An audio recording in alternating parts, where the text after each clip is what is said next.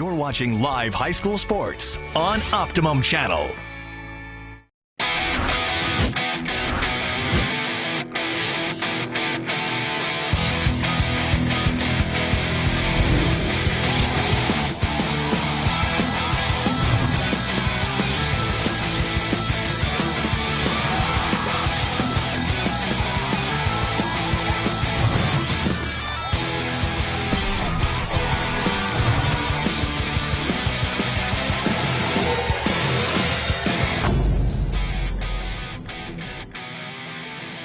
MetLife Stadium tonight, hosting perhaps the biggest high school football game in the tri-state here in this 2016 season. Fans from Paramus Catholic and St. Peter's Prep are ready for the mega showdown between two of the top programs in the tri-state area. News 12 Varsity presents the 2016 NJSIAA Football Finals. Tonight from MetLife Stadium in East Rutherford, New Jersey, it's the non-public Group 4 New Jersey championship game. As the fourth-ranked Marauders of St. Peter's Prep take on the number 2 ranked Paladins of Paramus Catholic.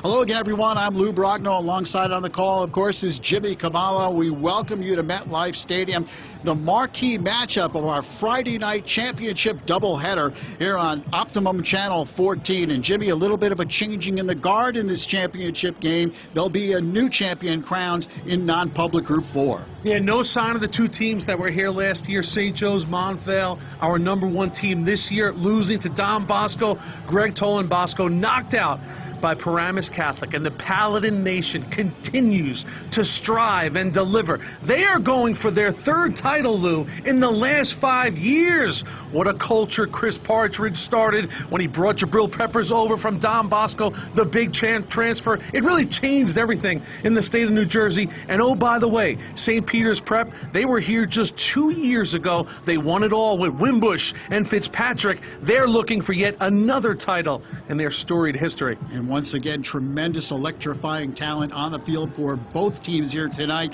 And for St. Peter's Prep, they feature one of the top quarterbacks in the tri-state, Rutgers-bound Jonathan Lewis, who's accounted for over 2,100 yards of total offense. Lou, there's always been a history in this game of guys that are unstoppable at times, and Jonathan Lewis fits right into that mold. He took over for Brandon Wimbush. Wimbush was unstoppable. You think about Brian Cushing, Brian Toll, Jabril Peppers. It's been an amazing run for the Roses for Jonathan Lewis. He was dynamic in the second half in the semifinals against Bergen Catholic, and Jonathan Lewis is determined to get a title of his own as the quarterback of the Marauders. And the big story for Paramus Catholic this year has been their first-year starter at quarterback, Andrew Brito, who has accounted for over 2,700 yards of total offense. Is it possible a guy 5'8", 170 pounds is arguably the MVP in one of the toughest leagues in America for high school football? He is. Look at the numbers for Andrew Brito, the first-year starter. He won a quarterback competition to get the job. He has been on a mission to prove that he belongs. And oh, baby, does AB belong? He is on the brink of leading the Paladins to another state championship as their quarterback. All right, the non-public Group 4 state champion is about to be crowned. Paramus Catholic St. Peter's Prep, and the opening kickoff is just moments away here on News 12 Varsity.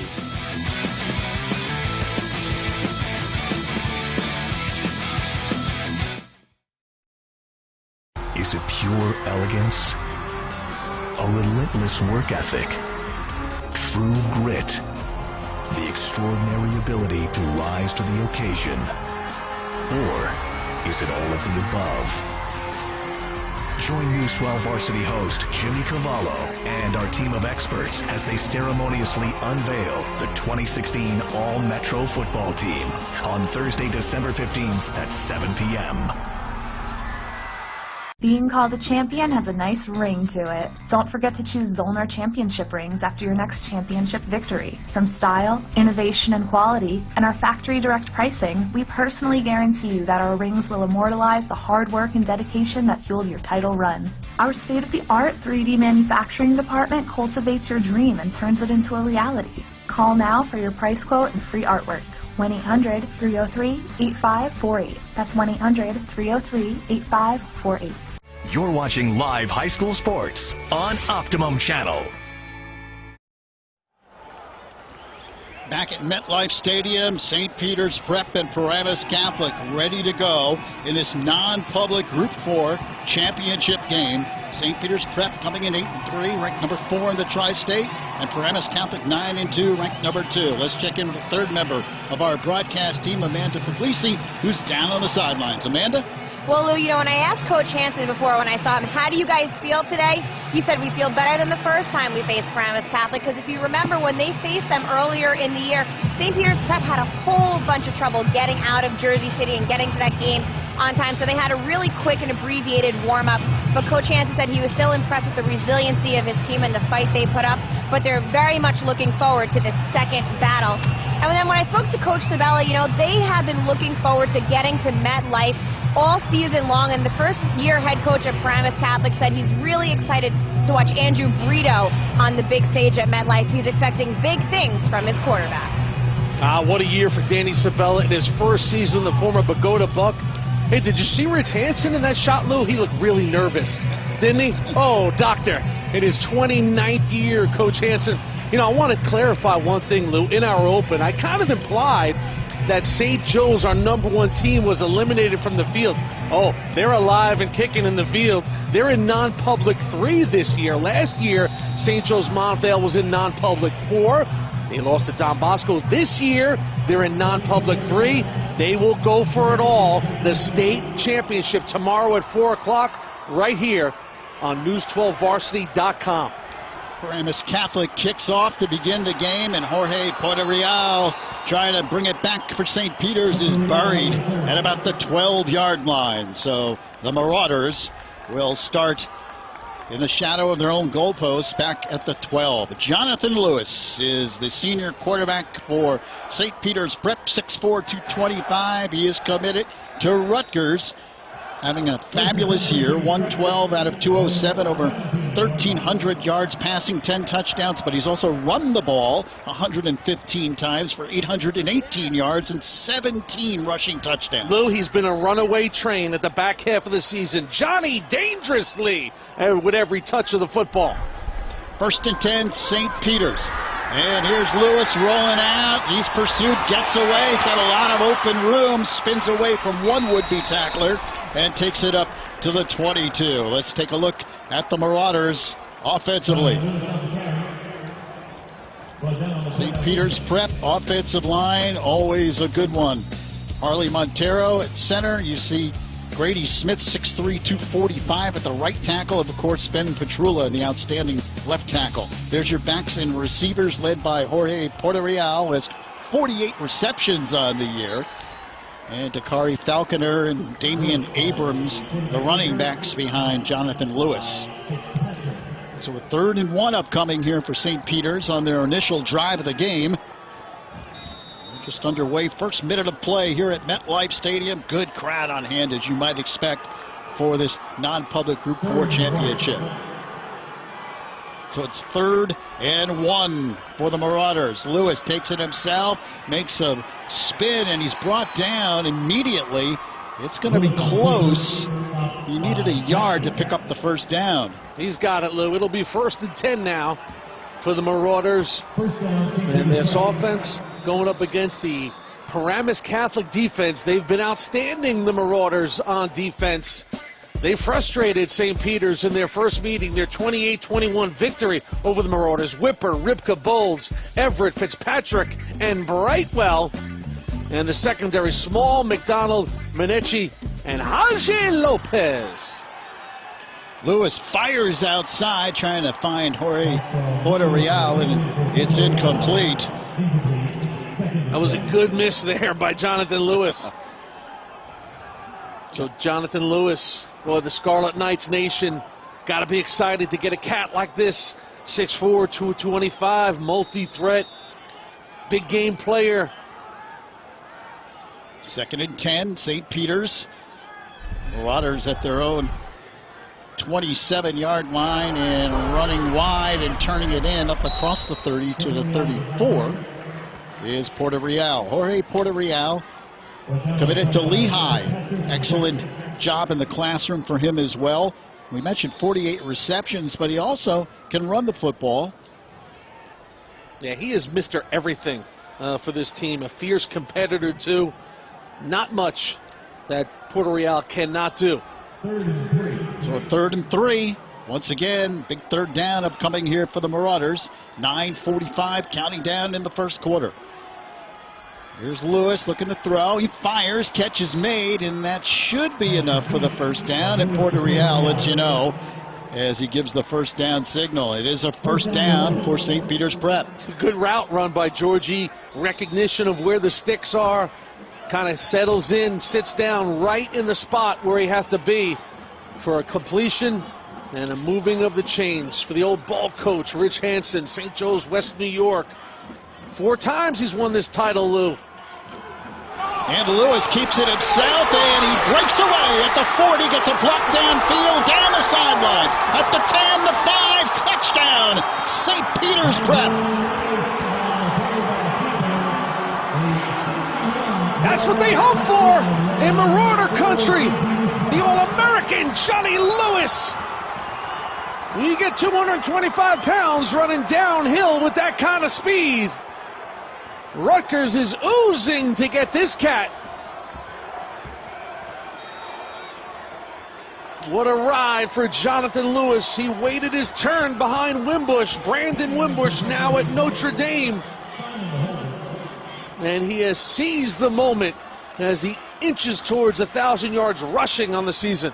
Joe Henry in to kick, and it's a bad snap. Shane Simon, the holder now, ad-libbing, and he throws towards the end zone, incomplete. So the extra point attempt fails, and the score is 6-0 Peters. The big plays in this game will be the difference. 2 big play teams. You see the good belly fake. He sucks the PC defense inside. And then how many times you're going to get a guy this big winning the foot race against a Paramus Catholic team that has won most of the foot races this year. A little ball switch and then separation. Good stalk block downfield by the wide receivers. And Jonathan Lewis opens up the scoring in the non-public 4 final. So a good start for the Marauders as they break on top. 7 plays, 83 yards. And the big play, the 61-yard touchdown run by Lewis. It's just been a great ride for him at St. Peter's Prep. You know, as a freshman, he broke his leg. His season came to an end. As a sophomore, what are you going to do? You're competing for a job against Brandon Wimbush. So you got to be patient. You got to wait your turn. He did. As a junior, he got the keys to the kingdom as the starting quarterback. Sure, he was disappointed in their semifinal loss to St. Joe's Montvale. But in his senior year, he's done the job and taken them to MetLife in the final day of the high school football season in non-public 4. Henry kicks off, and it is taken by Elijah Jackson, who breaks a tackle, gets outside. Jackson at the 35, the 40, finally wrestled out of bounds up across the 40-yard line. Action Jackson, he has been all year long. He is dangerous with a capital D. Let's see if this one comes back. There is a flag down on the play.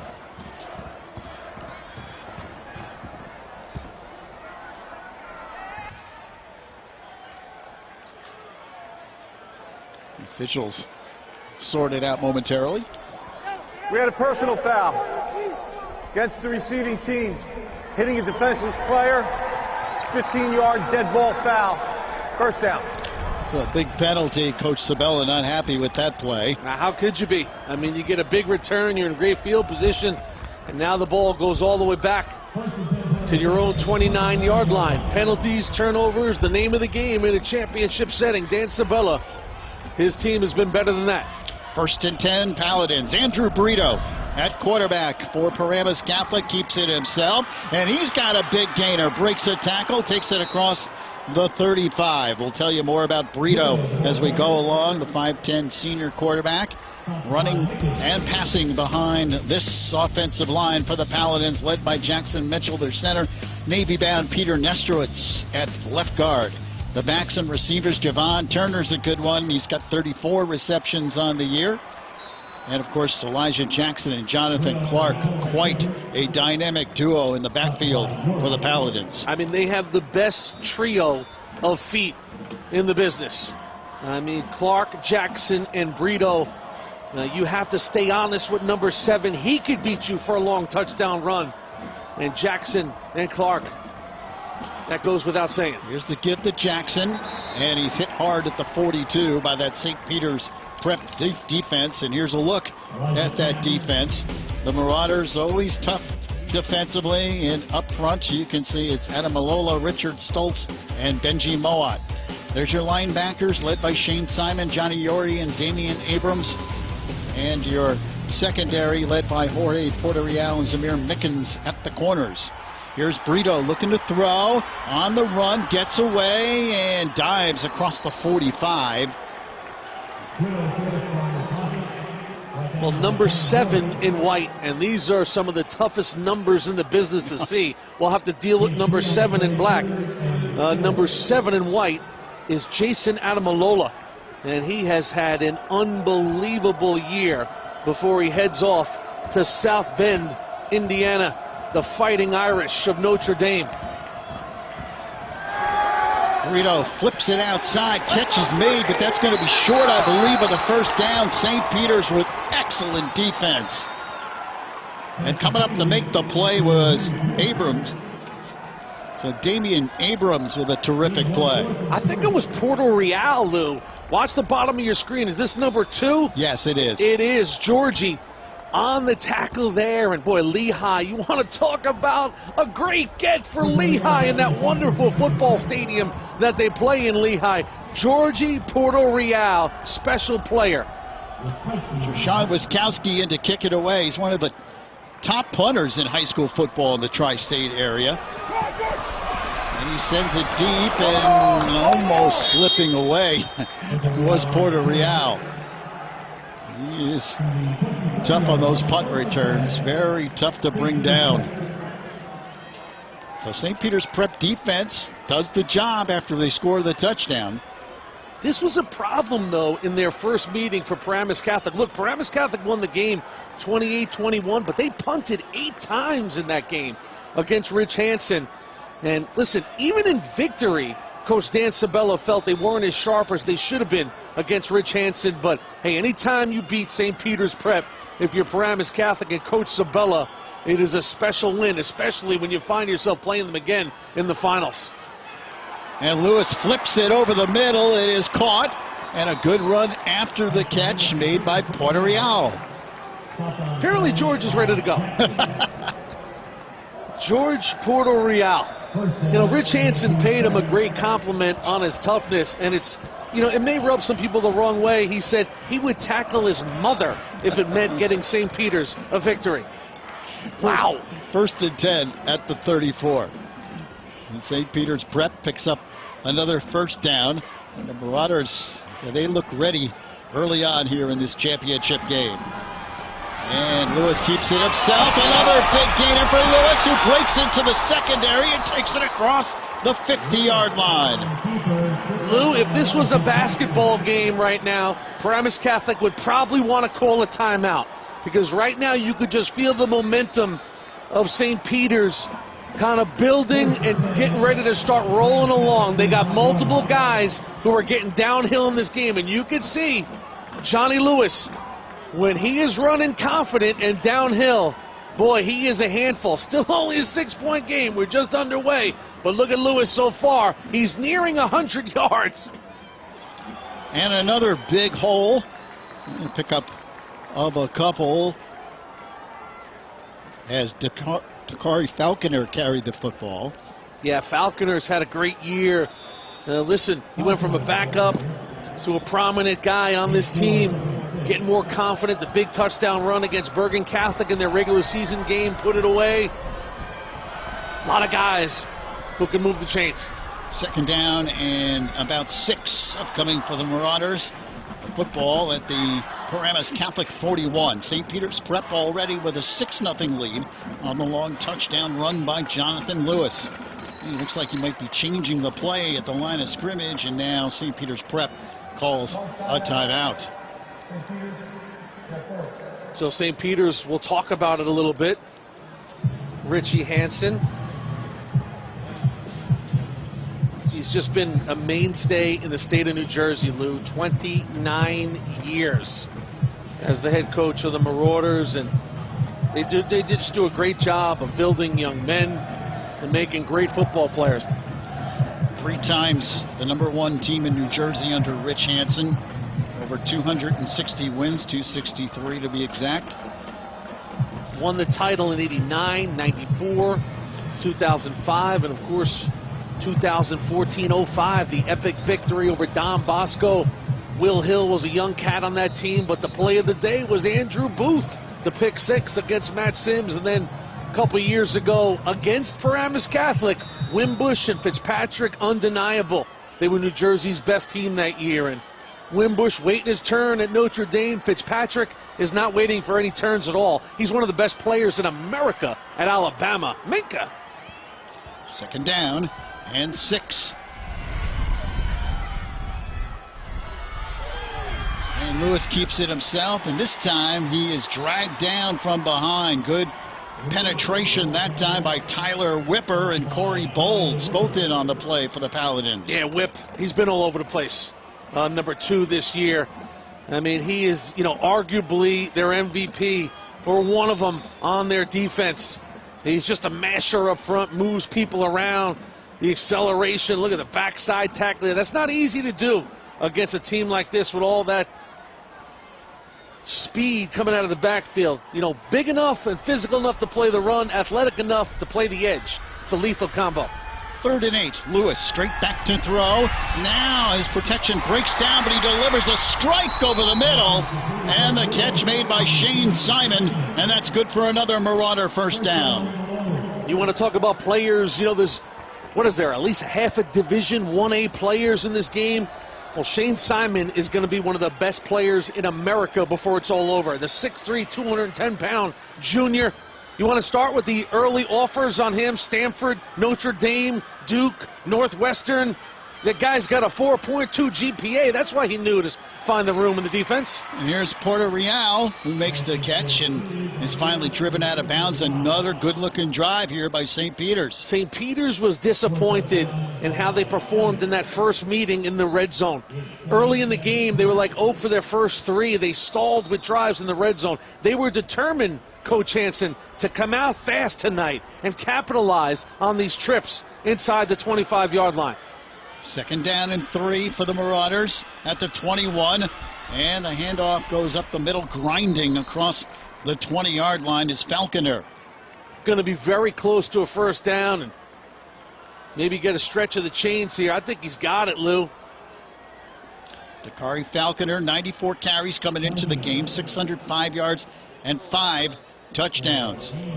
And they will measure to see if St. Peter's got the first down. Jimmy, Marauders coming in 8-3, but those 3 losses, Paramus Catholic by 7 points. They lost to St. Joe's and lost to Don Bosco Prep. I mean, what a murderous schedule. Against Paramus Catholic and Don Bosco, they were winnable games. Yes. St. Joe's controlled the Marauders of St. Peter's Prep with that great offensive line, the Green Knights.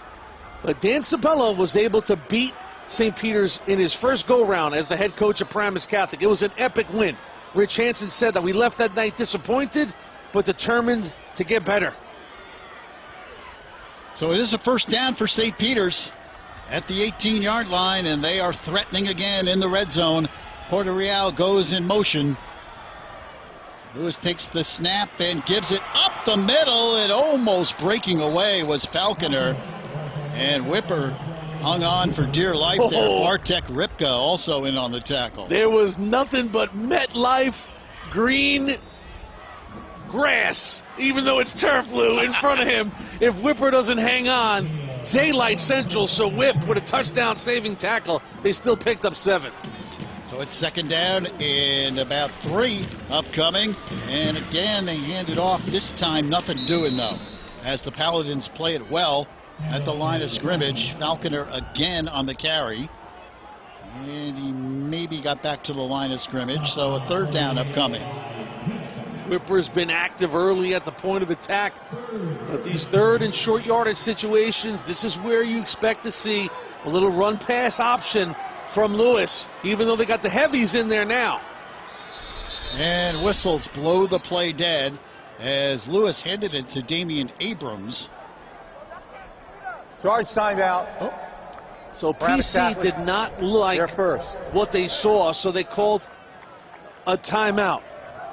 Rich Hansen went on the road September 30th to Paramus Catholic. It was a great game we had for you right here on Friday Night Football on News 12 Varsity. Andrew Brito. This is what he did all season, folks. 38-yard touchdown run. PC was up 7-0, but here comes Lewis. The swing pass. Oh, Georgie.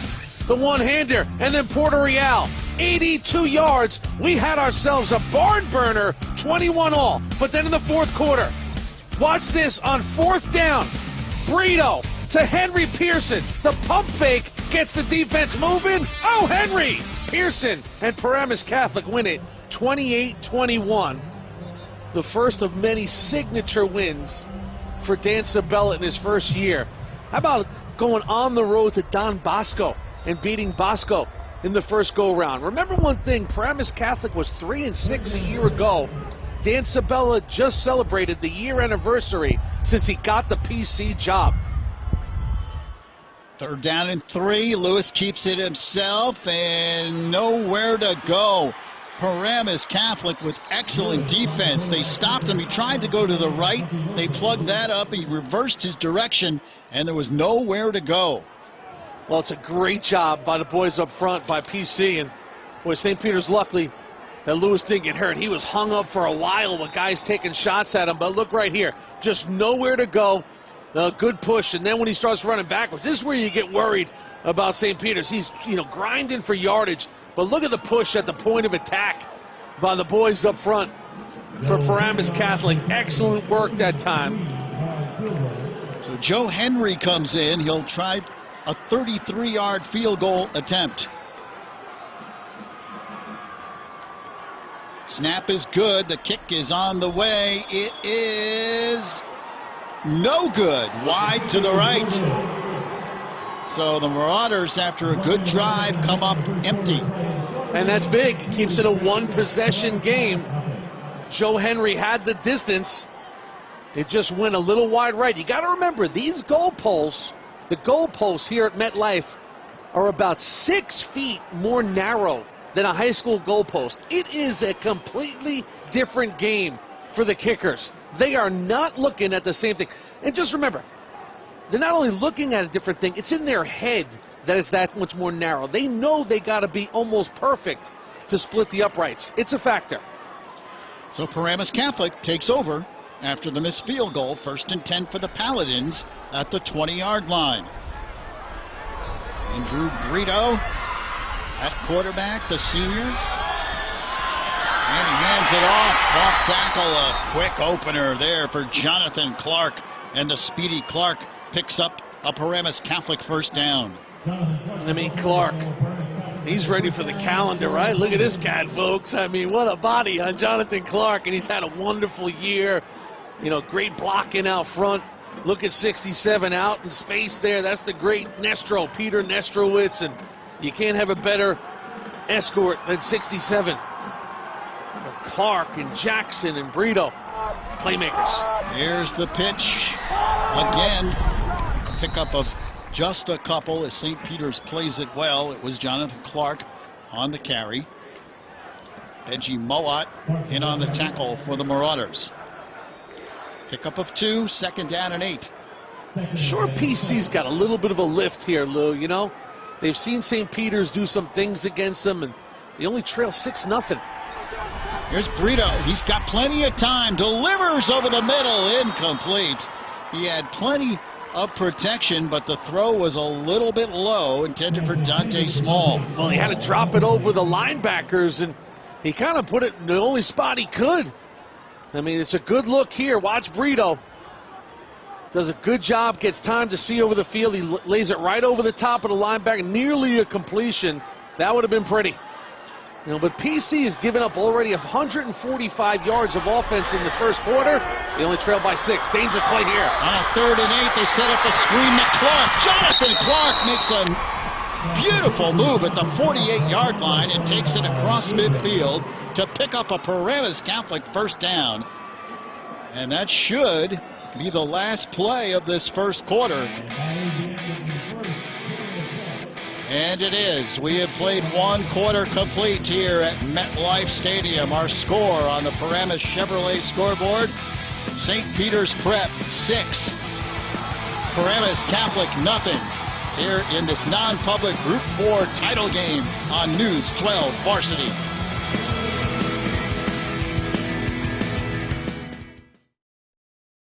Welcome to Paramus Chevrolet, the largest Chevrolet dealership in New Jersey. Choose from over 600 vehicles like the all-new 2016 Chevy Cruze and Equinox. And at Paramus Chevrolet, you get the best prices and service. With our brand new facility, we're bigger than ever before and have everything you want in a dealership. We built the largest Chevrolet dealership in New Jersey to serve you better. So come in today and experience the savings. Paramus Chevrolet, the right choice, Route 17 North in Paramus. Rec departments, booster clubs, travel teams, high school coaches. Looking for the best way to raise money while finding the right spirit-wearing gear for your team? Team up with Alfred Sports Shop, the industry leader for online group ordering. Just pick out the merchandise you want to offer, set the deadline for your online store to close, and the staff at Alfred's does the rest at no charge. Alfred contributes a percentage of your sales back to your program to ensure the most successful fundraiser you've ever done. Call Alfred's and get started today. The Paramus Chevrolet scoreboard shows St. Peter's Prep, our number 4 team, with a 6-0 lead over number 2 Paramus Catholic. Danny Sabella, the pride of Bogota, New Jersey, the great quarterback in his days at Bogota, 3-year starter, eventually became the head coach of Bogota, led them to a perfect 12-0 state championship in 2006 before he moved on to Paramus High School. And Brito carries the football. 9 years at Paramus, 63 and 36 there, and won back-to-back. Runners-up back-to-back with Paramus. So he's been to the finals and came up a little short in 13 and 14. But you want to talk about a no-doubt hire. When Dan Sabella got the nod to take over Paramus Catholic, everybody knew PC, the Paladin Nation, was in great hands because this guy can flat-out coach. Approachment, defense. Offside, 5 St. yards from the Peters previous moves spot. it to the Still second down. 36-yard line. That'll be a first down for Paramus Catholic. Rich Hansen looks on.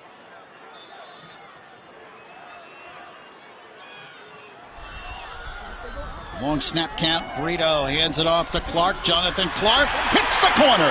He's at the 15, the 10, 5. Touchdown, Paramus Catholic.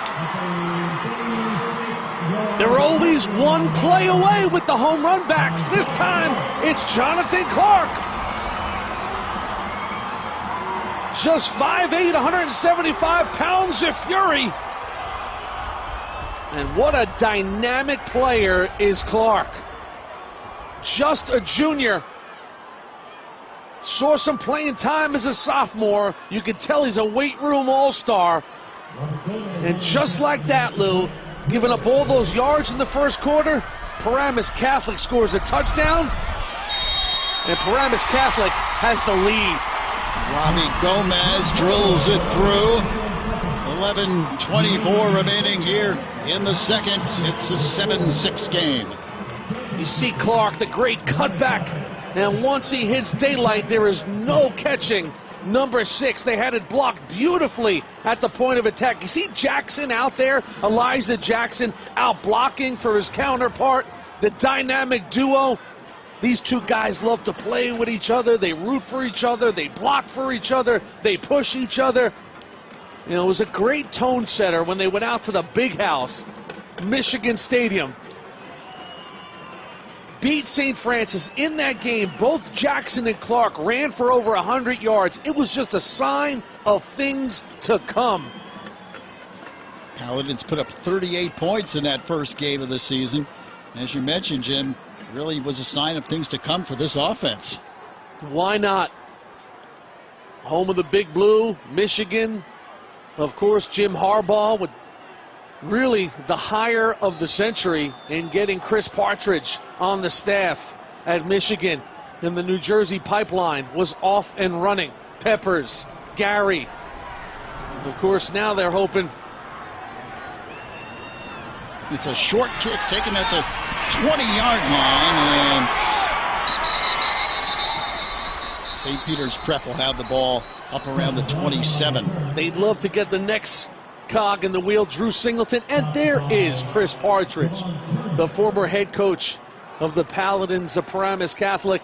Look, I know when you think about Jabril Peppers transferring from Bosco to Paramus, but listen, you give Chris Partridge all the credit in the world. That guy can coach. We always knew he was a college coach, and it was a real landscape changer when Paramus Catholic won back-to-back titles.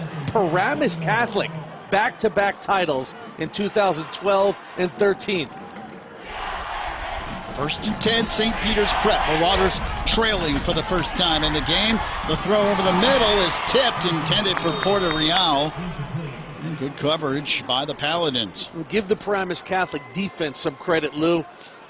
St. Peter's had the momentum. They had a 6-point lead. They were in the red zone. The PC defense stepped up a couple times and stopped them. They'd missed the field goal, and all of a sudden the momentum swung back to PC. They get the big run by Clark, and now they're moving and grooving with a little more confidence in this championship game.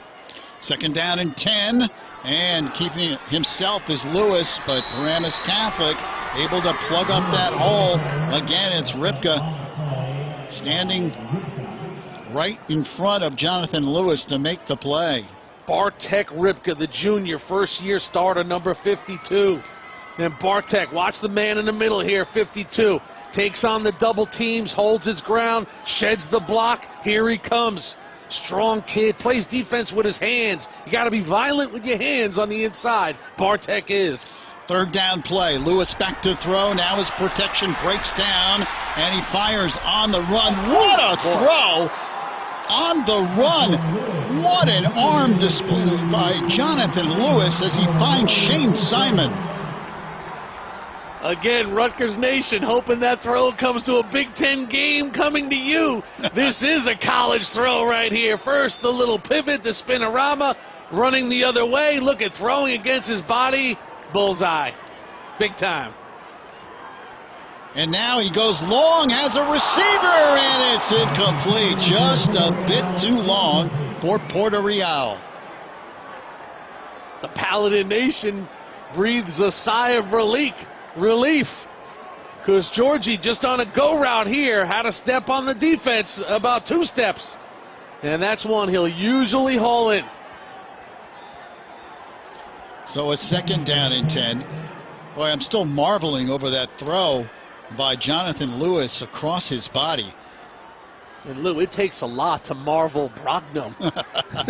I mean, that was some impressive throw. Second down and 10. Lewis straight back to throw, and he fires outside, incomplete. Good coverage there because Lewis had a lot of time to throw. Listen, he's got everything you want. We've marveled at his running skills, but he can flat out spin it. And, you know, a lot of times you do these games and you talk about a quarterback and you give it the proverbial, he can make every throw on the field. Guess what? He can make every throw on the field. Third down and 10. St. Peter's at their own 48. Lewis now pulls it down, takes off, makes a great move, cuts outside, but Paramus Catholic able to recover defensively. Allie Brightwell in on the play. And it will bring up a 4th down. Good recovery because when Lewis steps through, you're thinking, uh-oh. Again, good coverage downfield. He slips the rush here. But just good all to the football. Ali Brightwell, Kion Fitzpatrick. Kion, wonderful year. Number 4 in the black and gold.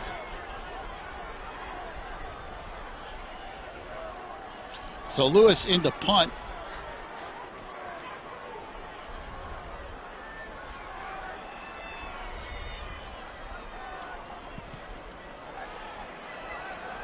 It's a good kick, fielded at the 5-yard line, and a good run back here. Zalea gets outside, gets a block, and now St. Peter's able to cover downfield. Here's the Z-Man. I was wondering when we were going to hear from Zalea. Zalea's like, hey, man, come on. Just because I'm the smaller one out here, I can't get pushed around. You got to be careful if you're the Marauders there. But 83 did a good job in catching the football. Brito and the boys, Amanda, another crack on offense. Well, guys, you know, this is not the first title that Jonathan Clark and Andrew Brito are playing together. When Clark was in the 7th grade and Brito was in the 8th grade, they won the Super Bowl in the Rutherford Junior Football League. So here, like I said, they're going for their 2nd title together. And if you had told them in middle school that the two of them would be playing together for Paramus Catholic at MetLife, Andrew Brito says he wouldn't believe it. But they're so happy with how it's played out. And they say this is really, you know, something you can't even dream about when you're a little kid. And there's no doubt about it. I don't think he would have dreamt about it last year. Remember, they had Alan Walters at Paramus Catholic. Here's a quarterback, and Walters had an Alabama offer. Well, Walters decided to transfer. Brito got into a quarterback competition in the summer, and he would not be denied. Elijah Jackson gets the carry, and he dives forward, close to the first down. He's going to be about a yard short. It's going to bring up a 3rd and 1. Alan Walters, as you mentioned, transferred to Petty, and Brito came in there and had to win a quarterback battle in the preseason. And Dan Sabella's got to be thinking, what? I just got this job, and a kid with an Alabama offer transferred out? What's going on here? But you know what? This is why sometimes you get an addition by subtraction. That was the impetus for the emergence of Brito. Brito upset because the ball was snapped before the rest of the offense moved, so that was a blown play.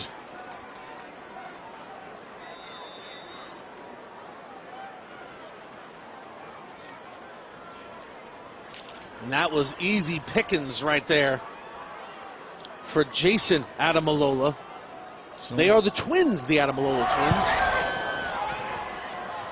Wiskowski punts it away across the 40, and the Marauders let it roll away, although they did fake to pick it up.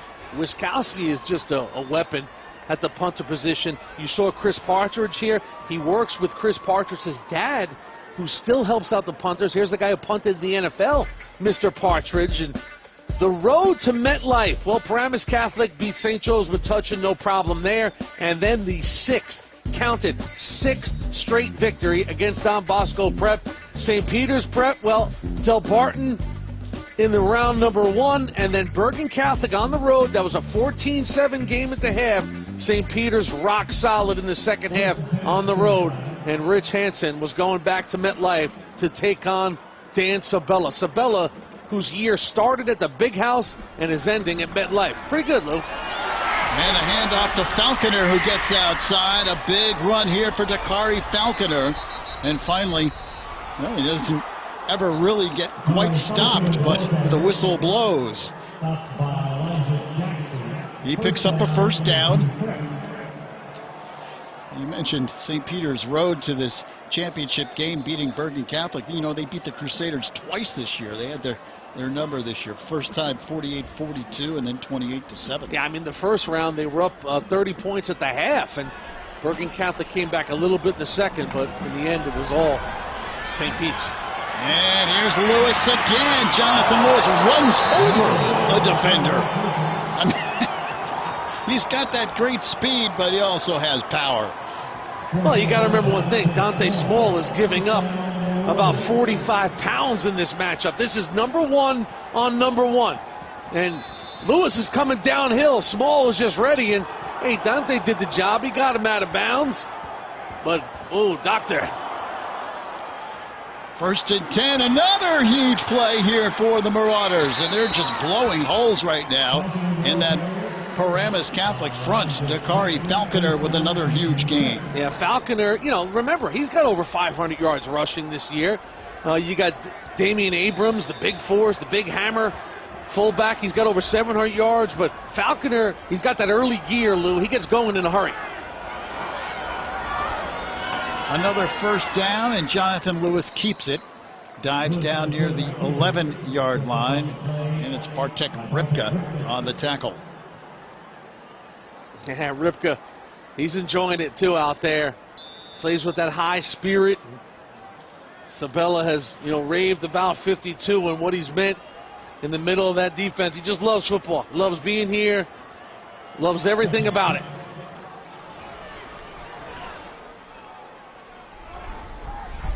Second down play, and Lewis keeps it himself again, breaks tackle, still driving. Oh, and the ball comes loose. No. Was it recovered in the end zone? Yes, but I believe they're going to say that he was down at the 1-yard line. Oh, man. Lewis is 6'4", so he knows when he extends out, he might get that ball over the goal line, and ground can't cause the fumble, but still makes your heart skip a beat if you're from St. Peter's. Look at him, just kind of, he knows he's right there. And into the end zone goes Jonathan Lewis around the left side. He made that look easy. And the Marauders are back on top. Another impressive drive. They're getting a good hat-on-hat action up front, and Lewis will make you look good if you're an offensive lineman. And you could just see a look of determination and the images of determination in his game so far, the way he's performing. Jonathan Lewis not over-celebrating. Let's just get right back to the huddle. Now after missing the extra point, it appears they're going to go for 2 here now. I don't know, man. It's a little early to be chasing points, but hey, Coach Hansen is a Hall of Fame coach for a reason. Well, twin receivers split out to the left side as the Marauders line up for the 2-point conversion. Here's the throw towards the end zone. It is good. Caught. 2-point conversion successful. Porter Real hauls it in. Perfectly designed play. It looked like they were going to go fade pattern to Porter Real, but it's a little stop route. So the defender's momentum is carrying them forward. Georgie puts on the brakes, and Lewis just drops it right onto his ankles for the completion, and they get the 2 back. So St. Peter's Prep lead is now 14-7. It's amazing. They lost to Don Bosco in one of the final regular season games of the year at home, in a game that St. Peter's controlled, but it came down to a 2-point conversion. They went for the win. Here's first the touchdown by Lewis. Second look again. You see Paramus Catholic is there, but just Lewis, just his quickness to the pylon. St. Pete's went for 2, and on that one it was a similar play to this, but they threw the deep fade. This is a little bit of the underside, and they'll get it. Jackson just late getting there, and Porter Real with a deuce. 6 plays, 65 yards. Took less than 2 minutes to basically run 65 yards down the field. And St. Peter's now reestablishes a 7-point lead in the game. Penalty flag down. Looks like St. Peter's was offside on the kickoff. So they'll re-kick.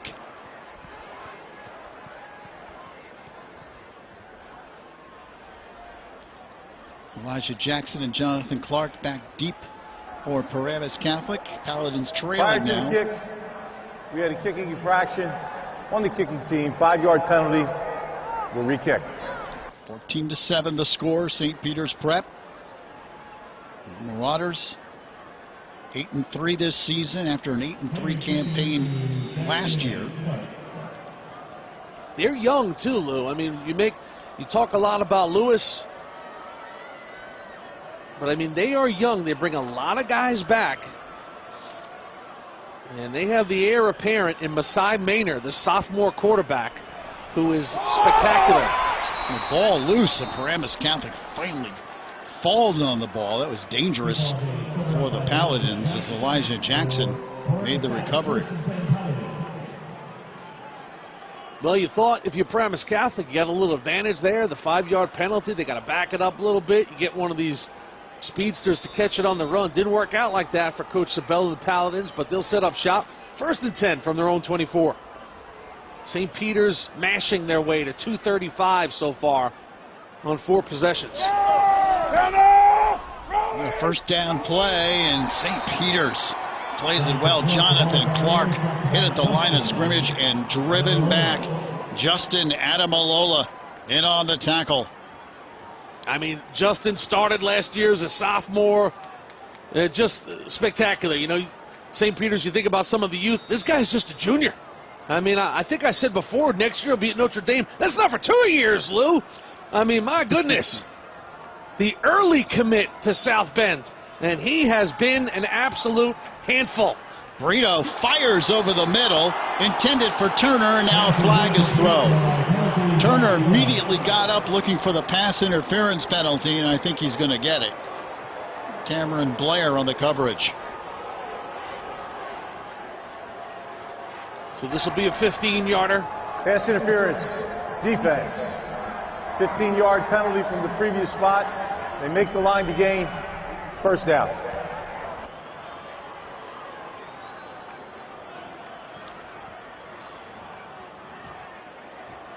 So he had that left arm, he had the hook on him. So that's a good call by the officials. So it is a first down, 1st and 10 for the Paladins at the 40-yard line. One setback behind Andrew Brito. And he hands it off. Not much there. Jonathan Clark on the carry. Might have picked up a yard. 2nd down and 9 upcoming. And Benji. PC right back up to the line of scrimmage. No huddle here for the Paladins. Watch Benji Moat. Bottom of your screen here. Watch this hit here. Bang. Oh, baby. Moat gets it done not only on the field but in the classroom. He's going to the University of Pennsylvania next year. UPenn. Well, Turner could not hang on to that one. A quick out by Brito. No. So now a 3rd and 9. Moat, the 2nd-year starter. He actually came to St. Peter's as a quarterback. I mean, 6'2", 230. Now they switched him to defense. He's really blossomed as that edge rusher. And going down to UPenn. Brito takes off, a little quarterback draw, and he drives forward, but he is short of 1st down yardage. Well, you're playing the chains, and now you bring up a 4th down, but Brito got enough that Sabella's going to think about it. I mean, look where the ball spotted, still on their side of the 50. Interesting call here. This will be a gutsy call, and I don't see the punt team coming out for Paramus Catholic. Dan Sabella is going to challenge his team here in the state final. They are going for it. Elijah Jackson and Jonathan Clark are the setbacks behind Brito. It is a 4th down and a full 2 yards to go to get the 1st down. Now Brito looks over to the sideline. Looked like the Paladins were going to try to perhaps draw St. Peter's offside. Well, you're right, Lou. So timeout taken by the Paladins. Dan Sabella comes out to talk to his team. Paramus Catholic coming in 9-2. Dan and Greg, the offensive coordinator, and listen, you know, I thought they might go for it because they've had so much faith in their offensive line. Their offensive lines had a wonderful year. Crowley and Nestrowich and Mitchell and Zion Hughes and Guara. And maybe they are thinking about it. You know, you mentioned PC 9-2. Their only losses this year were to St. Joe's Montvale 31-21 and Bergen Catholic 17-14. And in that United division, so tough, those teams just knock each other off.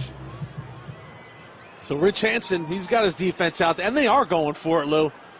So they wanted to get the right play. They got the heavy package in there.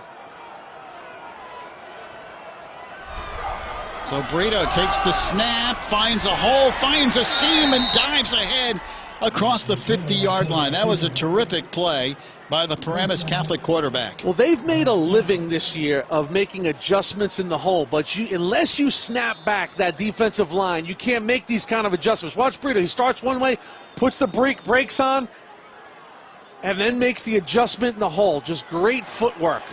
Brito pump fakes. Now he rolls out on the run. He delivers, and it is incomplete. Nearly intercepted, but they call it incomplete. Shane Simon almost made a brilliant pick. Well, the St. Peter's Prep coaching staff, Rich Hansen, just nearly did a cartwheel on the sidelines. He thinks he picked it off. Watch it again. Ill-advised pass by Brito. Just take your medicine. It looked like the point of that ball might have caught a piece of the turf here at MetLife. St. Peter's fans saw it up on the big scoreboard here at MetLife, and well, they're letting their feelings be known. Well, that was not obvious at all that he had that ball. That ball was right there on touching the field turf here at MetLife. So it brings up 2nd and 10. 3:21 left here in the first half, and the give coming wide is Jackson. Elijah Jackson carries the football. Jackson, a 1,000-yard rusher this year, 143 carries, over 1,000 yards. A lot of big runs, too. I mean, he's had some real highlight reel runs against Don Bosco, against St. Peter's around. Remember against St. Peter's, he went like 99 yards and didn't get into the end zone. He got knocked out at the 1-yard line. Here's Brito back to throw, steps up, fires, going long, and it is intercepted. Picked off at the 5-yard line by Shane Simon. So he gets this one. Sugar Shane delivers. And Simon, you could tell a confident, advanced, next-level athlete, because he was tracking the flight of that ball as if he was the intended receiver. Hey, it's not a bad pass by Brito. He gives his wide receiver an opportunity to catch it, but look at Shane. Extends out, goes up over the top of Small, and hauls it in. Great recognition by Simon. So the Marauders take over at their own 5-yard line. They lead it 14-7 with 3:09 remaining here in the first half.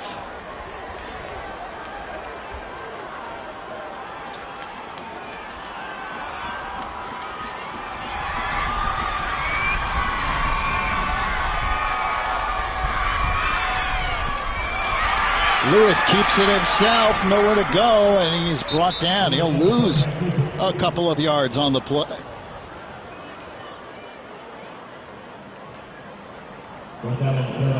Corey Bolds and company. Looked like even Ripka was in. I think Ripka was the first man to make contact. Watch 52 with those long white sleeves as Lewis tries to get out of dodge. You see, he wrapped him up, and just great penetration then by the cavalry.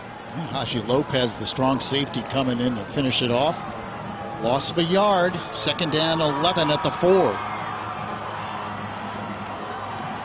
Trip receivers go right side for the Marauders, and they throw it out that way. Porter Real makes the catch, and he barrels ahead, picks up a big St. Peter's first down. Ensign with a physical piece of contact at the back end of the run. This is a big play, you know, Lou, because you wanted to pin them inside and make them punt from the end zone. Watch here right at the back end, finishes off the run, moves the chains, and they'll get that first down. And now the drive, they could settle into the drive. You know, a minute ago, Lewis was standing in his end zone in shotgun. 1st and 10, Marauders at their own 19-yard line. Handoff goes off tackle, and burrowing ahead and just blasting over would-be tacklers. Sometimes you play defense with your offense. Okay, right now St. Peter's is playing defense with their offense. You look up, there's a minute 45 and counting. They lead by 7 points in the game. They don't want to give Paramus Catholic the ball here. That's why that first down was so important. Dan Sabella's defense is still on the field here. On a second down play, Lewis takes it himself and dives ahead. The line to make is the 29. And they're about a yard short here, yard and a half. Paramus Catholic holding on to that one last timeout. Big play here, because if they don't get it here, I expect PC to use that timeout. Trip receivers go to the left side, and Lewis looking to throw, fires it outside, catch is made. Puerto Real trying to push forward to get that first down, but I believe he's going to be about a yard short. Hey, give Dante Small some credit, you know. We got on him a little bit with the replay before of Lewis getting through him a little bit, but watch Dante Small, because this looks like it's going to be a first down all the way. But watch Dante. He holds up here, and this is like the Oklahoma drill, nutcracker drill in practice, where you just get that stalemate. And Dante does a great job there to bring him a fourth down, and now they use that timeout, and St. Peter's Prep will have to punt the football. And if you're Paramus Catholic with all the speed and playmakers, sometimes you just need one little crack of an opportunity to make a play. 43 seconds remaining here in the second quarter. St. Peter's Prep leading Paramus Catholic 14-7. Marauders coming in ranked number 4 in our tri-state poll. Paramus Catholic number 2.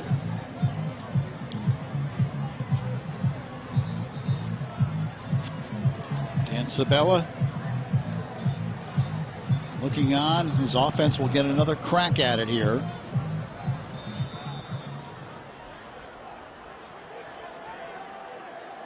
So Lewis will drop back to punt. Now you're aggressive here if you're Sabella and Paramus Catholic. You're aggressive on the return. You're aggressive on the pursuit.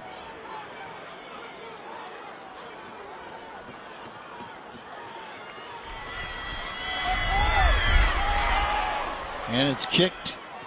Bounces at the 42. Picked up by Jackson. He breaks one tackle and he'll go down at the 42-yard line.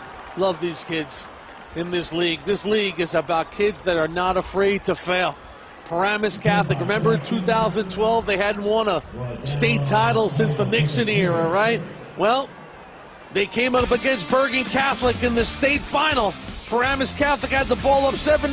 Here he is, number 5 in your PC program, Jabril Peppers. He came over from Bosco, and Peppers was gone. 83 yards, and PC had the lead. But Johnny Germano of Bergen Catholic would come all the way back. And when Germano goes in with 142, mission 17, was it accomplished? No, sir. Steve Shanley to Tyrone Washington. Oh, baby. Paramus Catholic pulls it out in the end for their head coach, Chris Partridge. He would be smiling even bigger if he knew we were showing that, buddy, because that was the unthinkable for Chris Partridge and Paramus Catholic, and it was so much more than Jabril Peppers. I mean, how fitting was it that it was Steve Shanley to Tyrone Washington? Shanley, who had walked through the doors to play for Partridge as a freshman, who had done everything they asked, the great quarterback. What a game that was. Johnny Germano was awesome. The Crusaders were awesome. Back and forth they went. That game was epic. Here's Brito taking off, and he takes it across the 30-yard line. He picks up a Paramus Catholic first down. 16 seconds left, and Brito making the motion like he wants to clock it here. And he does. So he stops the clock with 14 seconds left. Hey, how about Chris Partridge smiling on cue there? Well, he knows the cameras are never too far away. Second down and 10 for Paramus Catholic. Oh, Louis, that's right. These beautiful high-definition jumbo screens here at MetLife Stadium as we're airing this game on Optimum Channel 14. They're also showing it in the stadium. Here's Brito on the run, and he tosses it low, trying to get it over to Matt Zalea. Stops the clock with 9 seconds left. Here's the big screens at each end of the stadium here. What a night for News 12 Varsity here, Optimum Channel 14. over the TV airwaves, MetLife Stadium. Great crowd on hand here. Don't forget, this place holds like 80,000 people. It's a high school football game. Throw comes outside and brought down at the 20-yard line. Unfortunately, they have no timeouts. It was not a first down. The clock will run out. They were in field goal range. They will not get that opportunity. So the first half comes to an end. St. Peter's Prep up by 7. The Marauders lead it 14-7 here at the half. Dan Sabella will look to regroup in the locker room with his Paladins. So it is Jonathan Lewis who strikes first for the Marauders, and they're up by 7 on our Paramus Chevrolet scoreboard. 14-7 St. Peter's Prep at the half.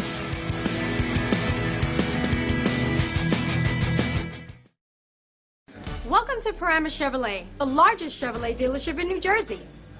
Choose from over 600 vehicles like the all-new 2016 Chevy Cruze and Equinox. And at Paramus Chevrolet, you get the best prices and service. With our brand new facility, we're bigger than ever before and have everything you want in a dealership. We built the largest Chevrolet dealership in New Jersey to serve you better. So come in today and experience the savings. Paramus Chevrolet, the right choice, Route 17 North in Paramus. I love the atmosphere at Rocco's. It's warm, comfortable, and inviting. Great for dining with friends, family, or that's someone special. And the food is unforgettable. Chef Gino's specialty dishes are extraordinary. It's upscale food at affordable prices. And there's more. Rocco's has an extensive wine list and signature drinks.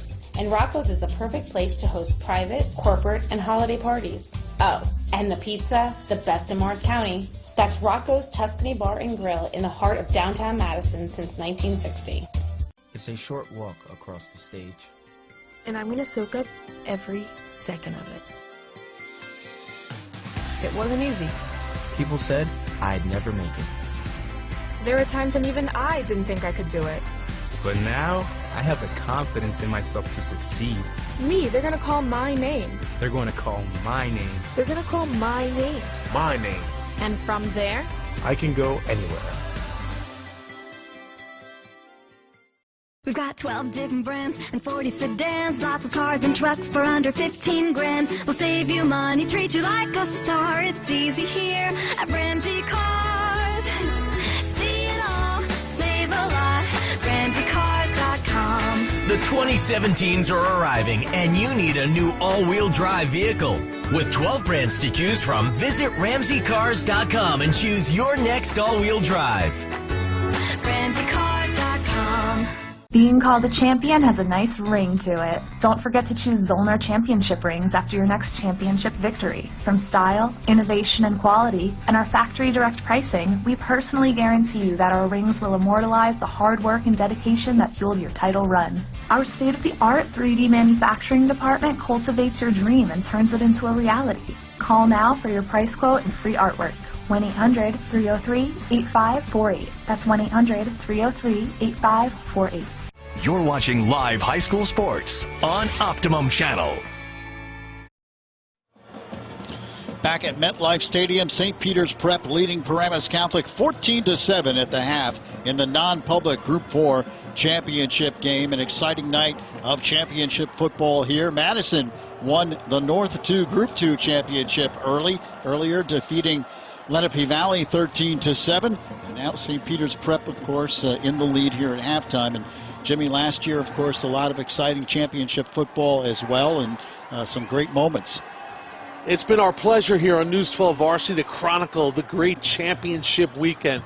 And when you think about New Jersey high school football, one of the best regions in America at every level, every group, public and non-public, it comes down to a weekend of the sights and sounds of the finals.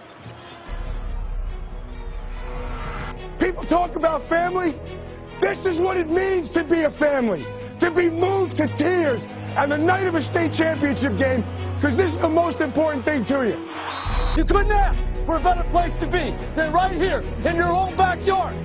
Rolls out to his right, stops, takes a deep shot, looking for Marin. Marin goes up, spectacular! It's a touchdown!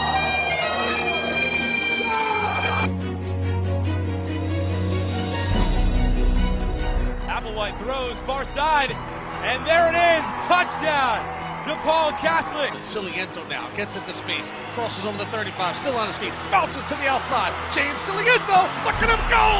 Silly spectacular! It is a touchdown! We knew it was at stake. I mean, we had a goal. This is really the only one, the most important one that we wanted. Without a doubt in my mind, you are the best football team in the state of New Jersey. Hooker gets a try, has a hole, there goes Hooker, all the way to the house. It feels great, man. It's just, I can't even explain it. It feels that great. Nickel on the keeper, it's not there, Nickel will go down! They didn't buy it! The Blue Devils of Westfield are New Jersey state champions!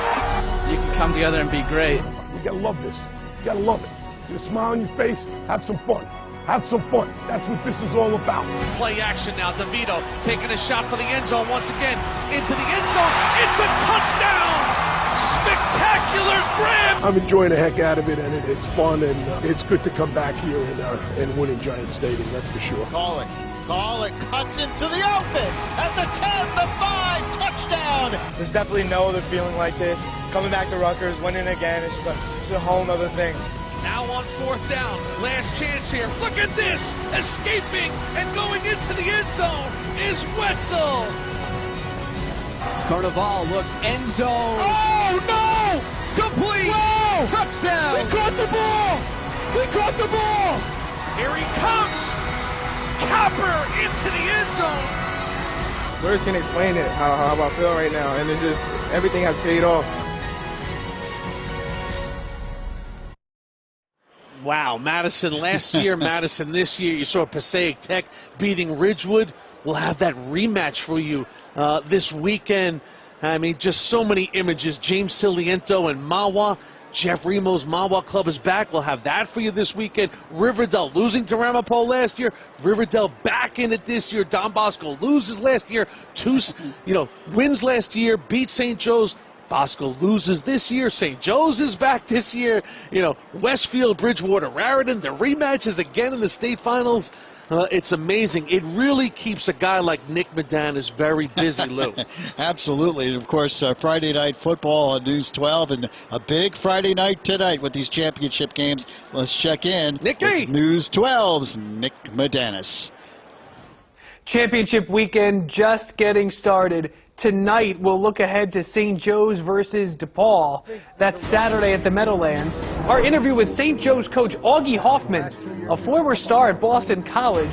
But Hoffman says the real stress comes as a coach in rugged North Jersey. For the first time ever, two Newark teams battle for a state crown. Weequahic versus Shabazz. That city honoring the coaches this week. All business, though, comes Saturday morning. Another place divided, Wayne. Wayne Valley set to face Wayne Hills. A look at this growing rivalry. Plus, you got to play loose. You play your game. All that we are expecting of you is 100% of the time. He's going long, makes the catch! The answer to every question, we can and we will. Inside the locker room, and a visit with Toms River North and that high-powered offense. Friday night football tonight at 10:30 and another half hour Saturday at 10:30 on News 12 New Jersey. I'm Nick Medanis. Oh, yeah, Nicky. Nick Medanis is from Park Ridge, just like Augie Hoffman, who we had on the show, just like Brian Cushing. But Nick stayed home, man, and played for the Owls, not like those other two sellouts going to Bergen and Joe's. Just having some fun here. St. Peter's is up by 7. If you think you're liking this on Friday night, Lou, we got a big weekend here on News12Varsity.com.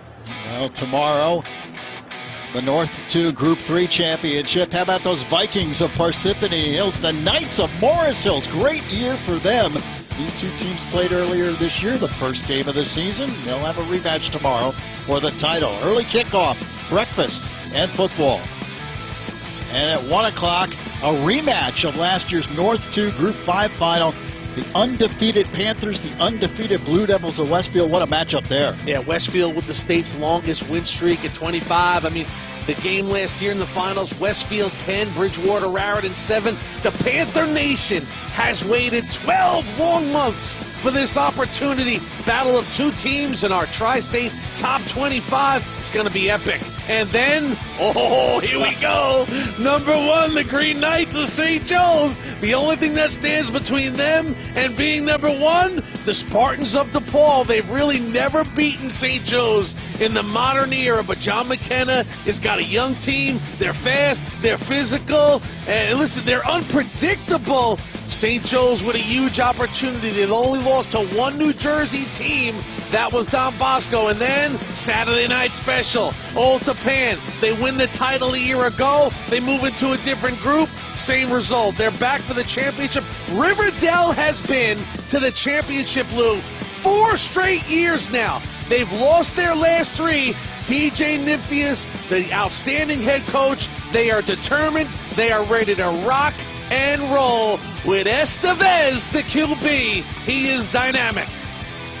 So what a great day of high school football tomorrow, and a great night here tonight at MetLife on our Paramus Chevy scoreboard. St. Peter's Prep up by 7.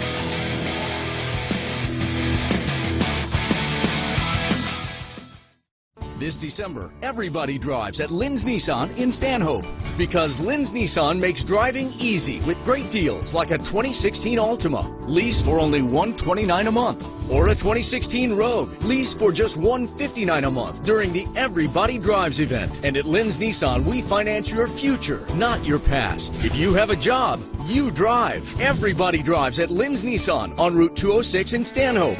Life, love, Lynn's. Is it pure elegance? A relentless work ethic? True grit?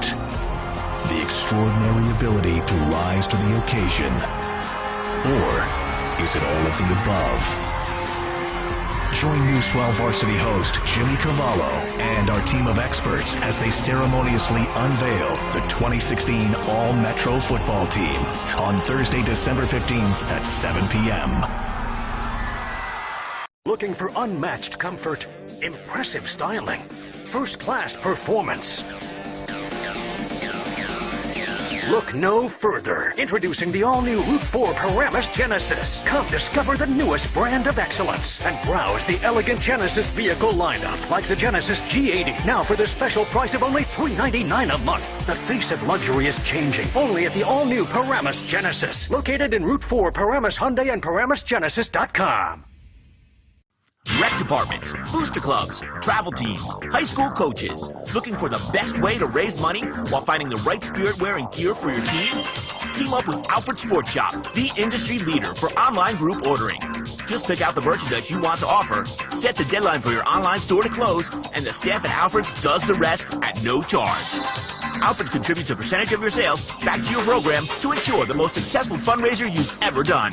Call Alfred's and get started today. If you're someone who has to have everything just the way you want it, relax. Madison Honda is your way to shop. I want an Accord with lane watch, Bluetooth, rear view camera in medium gray with turquoise pinstripes, and I want it today. Sure. And we're going to give you 20% more on your trade-in. Lease either the new 2016 Honda Civic for just $99 a month or the 2016 Accord LX for just $139 a month. Madison Honda, car buying just the way you want it. Welcome back to MetLife Stadium on the Paramus Chevrolet scoreboard. St. Peter's Prep leading Paramus Catholic 14-7 in the non-public Group 4 championship game. And Jimmy, it was St. Peter's Prep that got off to the early start. Jonathan Lewis igniting that offense. Louis, it's one of the great songs in America, Go Johnny Go, and that was the theme of the first quarter. First it's Jonathan Lewis, forget about it.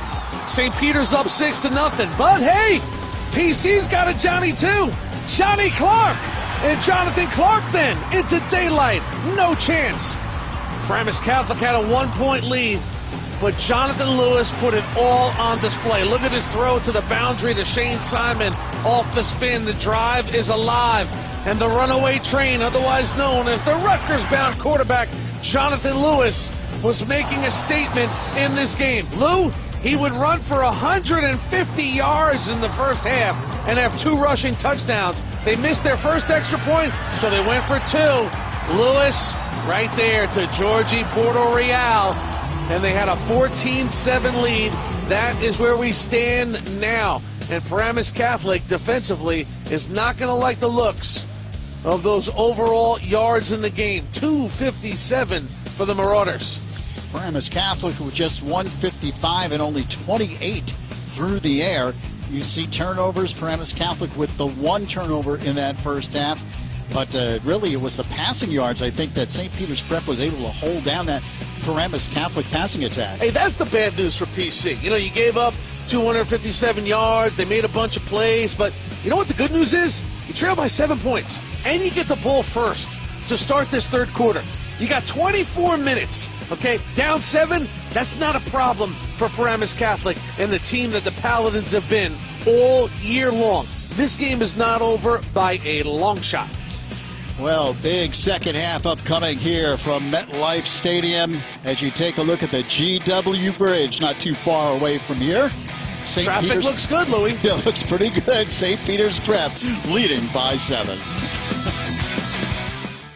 Being called a champion has a nice ring to it. Don't forget to choose Zollner championship rings after your next championship victory. From style, innovation, and quality, and our factory direct pricing, we personally guarantee you that our rings will immortalize the hard work and dedication that fueled your title run. Our state-of-the-art 3D manufacturing department cultivates your dream and turns it into a reality. Call now for your price quote and free artwork. 1-800-303-8548. That's 1-800-303-8548. Ready for something new? Only at Route 4 Paramus Hyundai. Now is the absolute best time to save like never before. Prices so low you won't believe your eyes.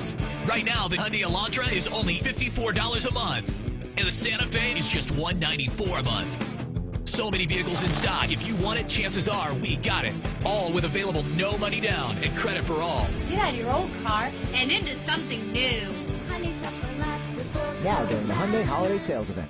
So, Mr. Rich, what are we doing here? Are we going to move some stuff out east for you? Nah, man, that truck barely made it down the driveway. It was a long drive. Listen, guys, I don't have time for this. Why is he up? I placed the red dot on everything that you guys are going to take with you to my storage facility. Okay. Now, if it doesn't have a red dot on it, it stays here. Can you say it one more time? Yeah.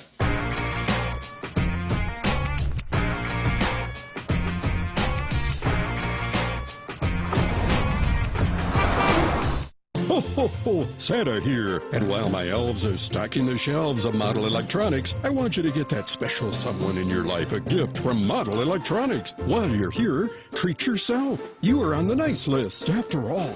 Even if you're on the naughty list. Naughty list? It's okay. I'm Santa. Model Electronics, 17 North in Ramsey. Get a free Smart Start with purchase of a Viper system. Mention promo code WARMCARS from the Car Accessory Superstore. This is Jack. Jack has News 12 as part of his cable video subscription, so he gets the News 12 app. Just by logging in once with his cable email and password, he gets local news alerts, live traffic reports, and live weather reports to keep him a step ahead. Jack loves his News 12, so he keeps his cable box set to Channel 12 and the News 12 app close. News 12, as local news gets. You're watching live high school sports on Optimum Channel. Is it pure elegance? A relentless work ethic? True grit? The extraordinary ability to rise to the occasion? Or is it all of the above? Join News 12 varsity host Jimmy Cavallo and our team of experts as they ceremoniously unveil the 2016 All-Metro football team on Thursday, December 15th at 7 p.m. Hi, I'm John Leguizamo, Optimum customer. And I'm John Leguizamo, John's favorite content. Oh, I do love me some Leguizamo. Me too. And with the Optimum app, John Leguizamo goes wherever you go. The Optimum app turns your device into a TV, so you can watch right here. Or voice search Leguizamo here. Hey, search Leguizamo. John! Ha! Amazing, John. I could kiss you. Me too, but things could get a little weird. I don't know. I'm in. Optimum, let's connect more. Welcome to Paramus Chevrolet, the largest Chevrolet dealership in New Jersey. Choose from over 600 vehicles like the all-new 2016 Chevy Cruze and Equinox, And at Paramus Chevrolet, you get the best prices and service. With our brand new facility, we're bigger than ever before and have everything you want in a dealership. We built the largest Chevrolet dealership in New Jersey to serve you better. So come in today and experience the savings. Paramus Chevrolet, the right choice, Route 17 North in Paramus. Rec departments, booster clubs, travel teams, high school coaches. Looking for the best way to raise money while finding the right spirit wear and gear for your team? Team up with Alfred Sports Shop, the industry leader for online group ordering. Just pick out the merchandise you want to offer, set the deadline for your online store to close, and the staff at Alfred's does the rest at no charge. Alfred contributes a percentage of your sales back to your program to ensure the most successful fundraiser you've ever done. Call Alfred's and get started today. Back at MetLife Stadium, our Paramus Chevrolet scoreboard reads St. Peter's Prep 14, Paramus Catholic 7, as we get ready for the second half of this non-public Group 4 state title game. Andrew Brito and Jonathan Lewis, two quarterbacks we talked about earlier, and there's their first half numbers. Well, the one thing we know about Brito, he's a great competitor. Game number 1 against Don Bosco at Don Bosco, they trailed at the half. They went on to win the game. I think I gave Lewis an extra 20 yards of rushing. He's only got 130, Lou. But Jonathan Lewis, I mean, 200 yards of offense already. And, you know, this is the one fear you had if you're part of the Paramus Catholic Paladin Nation, is that Lewis is playing the last game of his high school career. You know, he was disappointed last year in losing in the semifinals to St. Joe's, and you get a player of this magnitude with this kind of profile, and he gets into empty the tank mode in the finals, he's going to be a handful. But again, he did a lot of things in that first half, and PC is still within 7 points. And as my legendary friend, the 1992 class president of Paramus Catholic, the great Vin Latino, who's in the building tonight with his son Gio, always tells me the Paladins are a second-half team, buddy. So that's what the Paladin Nation looks towards. Well, let's check in with Amanda on the sidelines. Well, Jimmy, I'm going to tell you right now, if the Paladins truly are a second-half team, then Coach Hansen's really going to rely on his defense, and he said that was without a doubt the strong suit for his team. It was his team defense, and coming into this half right here, this next play is going to be so huge how his team starts off this half. So he's going to be looking for, again, great team defense. Now, Jonathan Lewis has just been running all over the field, and Coach Sabella told me that his defense was having some communication issues, causing them to line up in the wrong spots, leaving a lot of openings, and Lewis was able to exploit them. Coach Sabella, though, told me he's confident that once they sort out those issues, they'll be able to contain Lewis and have a much better half. Yeah, he should be confident. His team has responded around every juncture this year. So Lewis and St. Peter's Prep looking to win their second title in the last 3 years. Paramus Catholic looking to win their third title in 5 years. Amazing. 3 titles in 5 years that would be for Paramus Catholic. A year ago, Don Bosco won it. Still plenty of time. 2 quarters of football left for the boys in the black and white. And they got some players who have a lot of heart. Bartek Ripka and company. This junior, he's been through the battles, and you know Jackson is chomping at the bit. Had the big kickoff return, came back on a penalty, but this is a 3-year varsity player, number 24, Elijah Jackson, and he's made big plays in virtually every game. The kickoff return against DePaul when they trailed early. The TD runs versus St. Francis. They'll keep it away from him. Second half underway. Joe Henry with a short kick. And Paramus Catholic will have good field position up across the 35 to the 36. That is a by design little flop shot kick there, just to keep it away from number 24. And you'll take your chances. So here we go. Cha-cha, they call him. AB in the hallways of Paramus Catholic. And this is a guy, remember he threw the big pick 6 in the semifinals against Don Bosco, tied the game at 14. He came right back on the next drive and led him to a touchdown. He just plays on.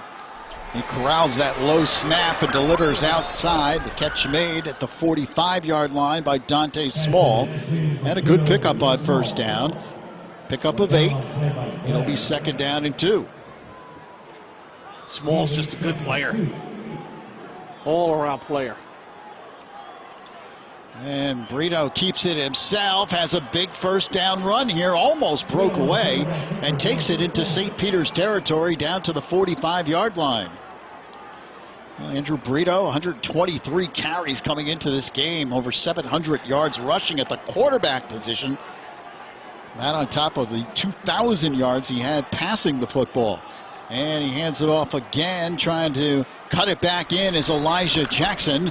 And he stretches out down near the 40-yard line. Sugar Shane Simon just had a great year. Does it all. He's an elite player. I mean, there's not much you couldn't ask of this guy. He could catch it, he could tackle, he could defend. I mean, they even have a Superman package for him at quarterback on offense. He's made 50 catches at the wide receiver position. He doesn't back down to anything. And he's an A student in the classroom. Gotta love it. And Brito fakes the throw outside, then cuts outside at the 20, one man to beat. He's at the 10 and then tracked down from behind inside the 10-yard line. Cha-cha! You knew he'd come a-calling. Brito, the little big man, got unbelievable feet again. He accelerates out of a closing pocket as good as anybody. Can we get this guy to be the quarterback at Navy? I mean, look at him just accelerate through. What a move he puts to get to the 3rd level through the 2nd level. And Simon, the only man who could track him down from behind.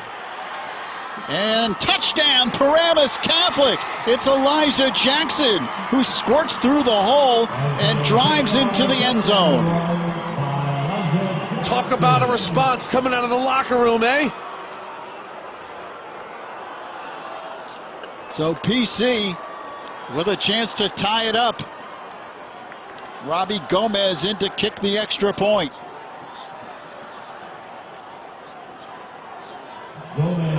Brito to hold. High snap, kick is on the way. It is good. Just like that, 10:35 remaining 3rd quarter, and we're tied at 14. I mean, did Paramus Catholic let you know they're in for the long haul on this drive or what? Here's the touchdown again. The adjustment at the hole. Great blocking at the point of attack. Watch Pearson, the tight end, just got it sealed off. Small with a good block. And it gives Jackson the time to wiggle through. All they need is wiggle room. And Paramus Catholic, Lou, you know what? Coming out of the locker room, Paramus Catholic, what they had to do was get some first downs. You don't want to give the ball right back to St. Peter's.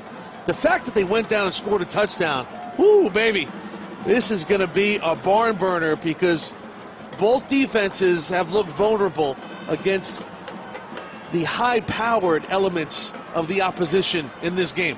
No lead is going to be safe unless you get to maybe 2 or 3 possession lead.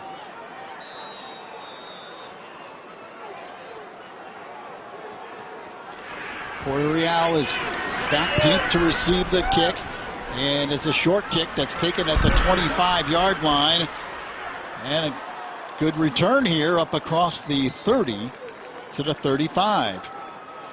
So St. Peter's Prep will have a first down at the 36-yard line. All tied at 14 in the non-public Group 4 state championship game here at MetLife Stadium. Huge crowd on hand. Both sides in a lower bowl, filled with fans from both teams, St. Peter's Prep and Paramus Catholic. It's a very good crowd on hand for this championship game. Well, there's always great anticipation for this matchup. These two teams very familiar with each other. The 4th meeting in the last 5 seasons between the Paladins and the Marauders. Jonathan Lewis hands it off, a huge hole, and getting around the corner is Falconer. Dakari Falconer picks up big yardage as he takes it into Paladins territory. You know, you and I spend a lot of time in press boxes, and usually the defensive coaches are next to us. You can almost hear the defensive coaches going, oh no, because this thing was just wide open from Jump Street. And Falconer, nobody near him. See, they send everybody to the right, little misdirection. Falconer's going to the left. Nicely done. Here's Lewis, throws it down the sideline, intended for Shane Simon. but very good coverage downfield for the Paladins. Looked like it might have been Jonathan Campbell on that coverage. Yeah, that was Johnny Boy Campbell, and you're right, Lou. He had excellent coverage. I mean, blanket coverage right there. He didn't buy it at all. Campbell's done a good job at that corner slot. Remember, Al Jaquan McDonald was at that slot earlier in the year, and he's out for the season with a torn ACL. Another run inside the 40 down to the 36-yard line. Jorge Porterreal carries the football for the Marauders. Yeah, he reminds people of Corey Cattle, the great one. Went off to Fordham after he won that title in 2014 with Wimbush and Fitzpatrick, and good recognition by Georgie to see that cutback lane, cut it up inside, and you know, gets into within a manageable third down. You wonder if they're in 4-down territory here. Third down and a long 3 from the 36. And the give goes off tackle to Dakari Falconer. There's Corey. He stretches across the 35-yard line, but he's going to be about a yard or two short. Of course, Corey Bowles, no stranger to the people in North Jersey, burst upon the scene as a sophomore, got all the big offers. That's the kind of play the Paladin Nation is looking for at a number 9, time and time again. Quickness, athleticism at 6'3", 270 pounds, the senior captain. An amazing sophomore year propelled him into a national spotlight, and they will go on 4th down. Lewis fires to Porterreal, makes the catch inside the 30-yard line. That's a first down for the Marauders, and a terrific throw by Lewis. Okay, first thing we got to do now, if you're Paramus Catholic, is where's number 2 on 4th down? See, Lewis, you always think they're going to go with a run-pass option, but hey, that's just a straight throw right there.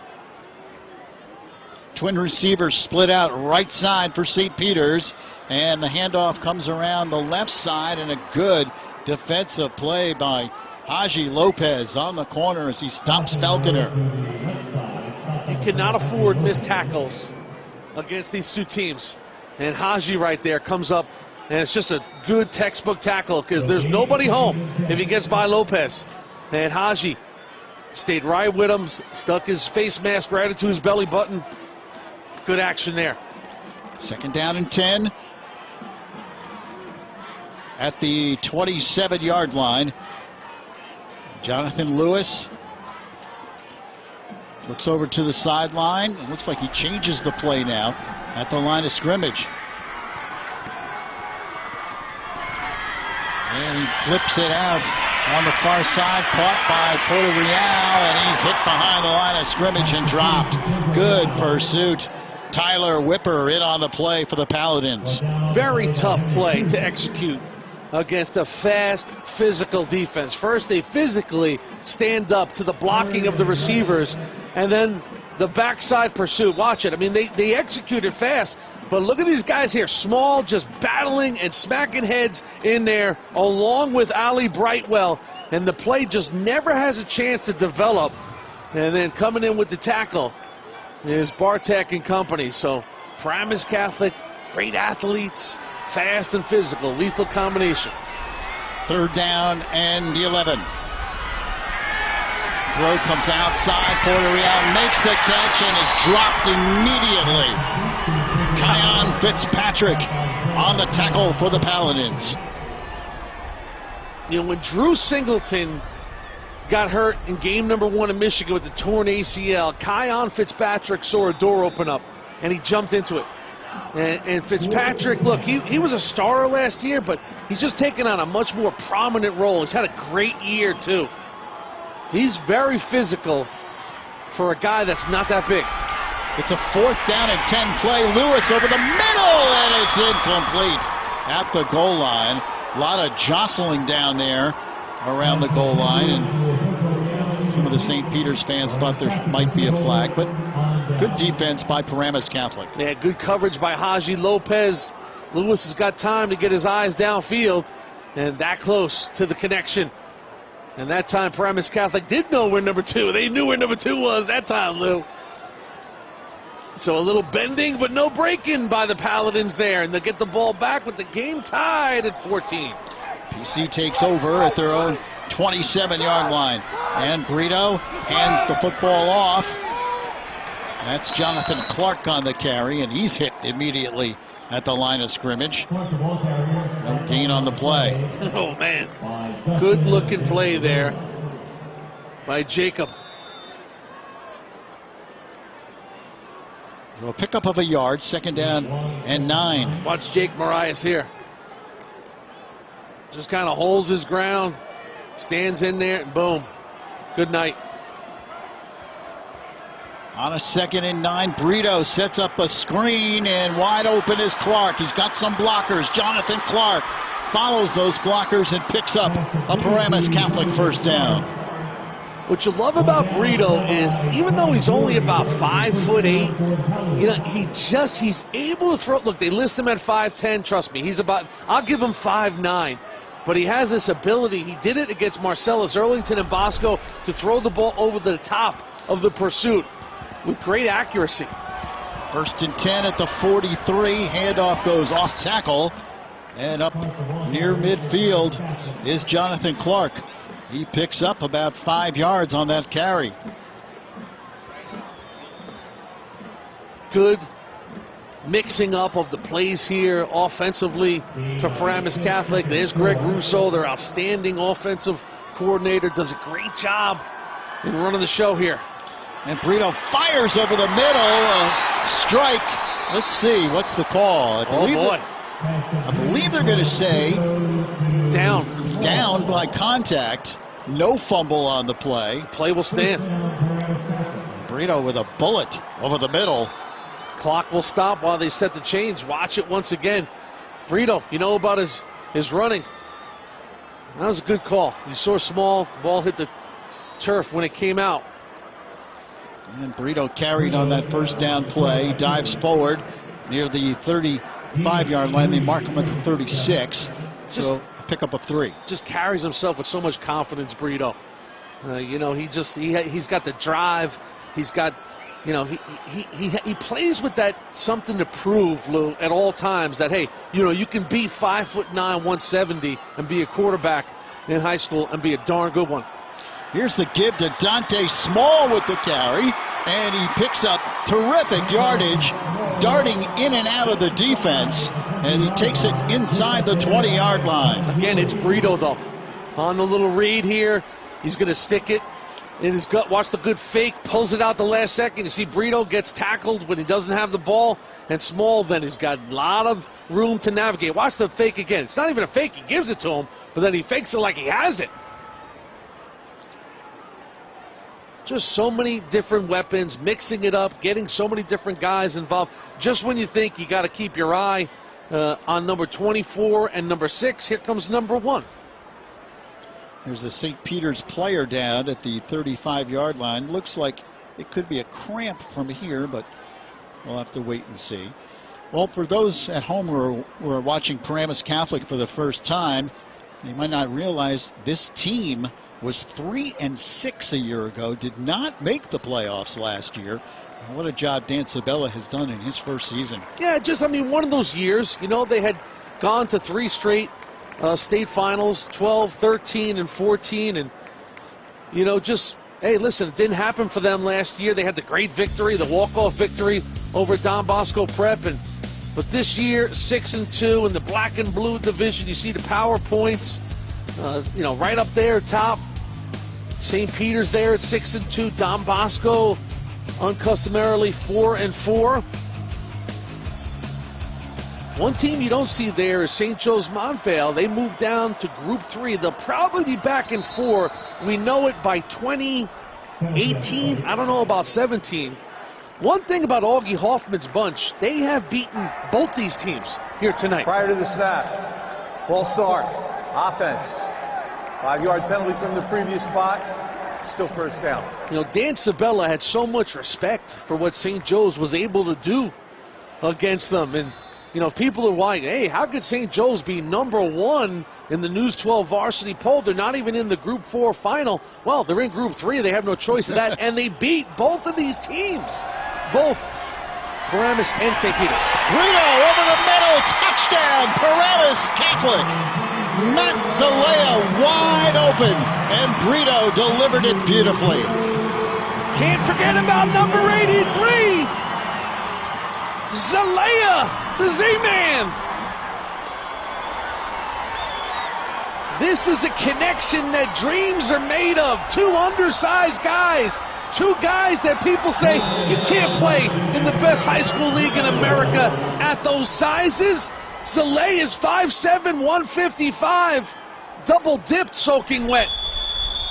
Extra point kick is no good. It's wide to the right. So we'll have to see if that becomes a factor. 4:03 remaining in the third, and Paramus Catholic up by 6. Zalea out of the slot. Nobody picks him up. He just runs the straight go route, and look at it again. Brito on the money. The connection 7 to 83. And Zalea found some room and made him pay. It's just a great story, 83. You know, whether you want to call him Wes Welker, undersized guy, he's just a picture of toughness. And listen, you know what Matt Zalea is for Paramus Catholic, Lou? He's a captain. Okay, how do you become a captain at a team like this? Is you got to be a leader, you got to outwork everybody, you got to have no fear, you got to play with a football chip on your shoulder. We saw from Zalea the day he arrived a couple of years ago that he meant business. It's been a season full of honey for Zalea and the offense. Let's see if the Marauders can answer here. Kick drives to the 15-yard line, and it comes out to the 35. Hey, Lou, that was a great shot. The guys had. Let me ask you something. So you're part of the Marauder Nation. You're thinking about going to the game, and you go, you know what? Where's my Winnie the Pooh outfit? That's what I'm going to wear to the game. I got to get this guy to the Brogno Christmas party. Call your wife, Ellen, right now. Be like, Pooh is coming to the Christmas party. We want to party with this guy. Look at this guy. You got to love it. Of course, he sees himself on the big screen here at MetLife. Yeah, unfortunately, this quarterback for St. Peter's runs like Tigger the Tiger, man. Lewis flips it outside, catch made. Shane Simon up across the 40-yard line. Shane Simon, the junior, 42 receptions on the year at that wide receiver position. Yeah, by this time next year, he'll have 42 offers. For second down and 4. Picked up 6 on that play. So the Rutgers-bound quarterback Jonathan Lewis trying to rally his troops, down by 6. And that one tipped at the line of scrimmage and batted down. Corey Bolds getting in there and got his paws on it. Boy, Bolds now. What a time for him to come alive now, making a couple plays in the back half of this game now. And boy, Bolds in this defense, they can deliver the state championship. And Bowles, 6'3", but great timing here. Gets off the ground at the right time. And Lewis can't get it over the top of big number 9. 3 minutes, 11 seconds left here in the third quarter. And St. Peter's with a third down play. Lewis flips it out, and a diving grab made by Porter Real. He's close to the first down. He had to get to the 45. Ref put up 4 fingers for 4th down, so they are short. I don't think you can go for it here. You got to play field position and punt it away. Remember, Lewis is the punter, so if they line up in a deep shotgun, he might quick kick it. Everything in the competitors' existence of Rich Hansen says go for it, but I think the football coach in him will say kick it, but how do these go for it, Lou? Let's see. Well, they have trip receivers to the right side, and Lewis, they're going to go for it. They hand it off, and they do get the first down across the 45. Unbelievable confidence in your boys up front by Rich Hansen. I mean, you want to talk about a disaster if you don't get that one. Dakari Falconer carried the football, and he picks up the first down. Here's the play. Yeah, it's just a good push at the point of attack. And they will get the first down. Great block. Max Telemac and company. And driving ahead, Falconer takes on about 4 or 5 Paramus Catholic tacklers. How much do you think Falconer weighs, Lou? What do you think? What do you think? About 220, 215? He weighs 170 pounds. And I think that might be an exaggeration. This guy moves the pile. He is no stranger to the Marauders' off-season weightlifting regimen. 2nd down and 2 for St. Peter's Prep at the 45-yard line.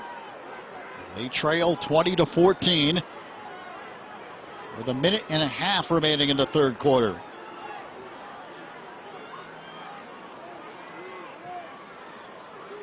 And Lewis flips it outside. Catch made. Oh, terrific defensive play on the corner by Dante Small. Dante bringing the inferno now. I mean, listen, how do you measure good players in a great game like this? It's like, how many good plays do you make? And Dante Small now is racking up numbers with good, positive plays in this game. Injured early in the year. They're a different team when number 1 is out there doing his thing. It's 3rd and 3. St. Peter's Prep trying to keep this drive alive. And Lewis flips it outside. Shane Simon makes the dive, but cannot make the catch. Well, you know, it's really surprising that they haven't run Lewis as much here in the 2nd half so far. And you see this ball, not corralling it was Simon. That ball a little underthrown by Lewis. So another 4th down play here, Jimmy. Let's see if Rich Hansen rolls the dice again. Certainly looks that way. Jonathan Lewis, who ran for 130 yards in the 1st half. And I'm always expecting a run-pass option, but... And Lewis, he does punt it away. He does that quick kick. And it goes out of bounds at the 15-yard line. So they'll play the field position game. Lewis will come over. It looks up now, Lou. He's almost guaranteed the next time he comes on the field, it'll be the 4th quarter. And they'll be losing in this football game unless the defense can score here. So after the big hot start by Jonathan Lewis at St. Peter's Prep, Paramus Catholic now has taken control of this game. They lead by 6 and they have the ball. 1st and 10 for the Paladins at their own 15-yard line. 3rd quarter, that's saw them only get 15 total yards. And Brito keeps it himself, has a big hole. The ball comes loose, and St. Peter's Prep has recovered. Hey, what makes him great is what made him vulnerable there. Brito, after the big positive run, is going to come with a big rainbow stretch to try and just, get that 1 extra yard at the back end of the play. But what he does, he leaves the ball exposed. Watch at the back end. He'll raise up. The ball just comes out on the hit. Johnny Yori recovers for the Marauders. So St. Peter's Prep with a big break here. Let's see if the Marauders can take advantage. Trip receivers go right side, and keeping himself is Jonathan Lewis. Makes a great cut. He loses the ball, but then dives on top of it at the 18-yard line. Oh, he got a good bounce. And Lou, I got to tell you, it looked like on that play that Jason Adamalola, the other twin bound for Notre Dame, got the strip hit as he came with a good low side, blind side hit on Brito as he was running the ball. We'll see if we'll get another look at that when we get a time here now and a whistle. Maybe we'll have a chance at the end of the quarter. So the 4th quarter upcoming here at MetLife Stadium. It should be a tremendous quarter of football as St. Peter's Prep trails Paramus Catholic by the score of 20-14. The non-public Group 4 championship is on the line. Our score after 3 on the Paramus Chevrolet scoreboard: Paramus Catholic 20, St. Peter's Prep 14. 4th quarter upcoming here on News 12 Varsity.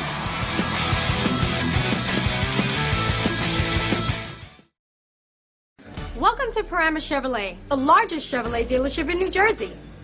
Choose from over 600 vehicles like the all-new 2016 Chevy Cruze and Equinox. And at Paramus Chevrolet, you get the best prices and service. With our brand new facility, we're bigger than ever before and have everything you want in a dealership.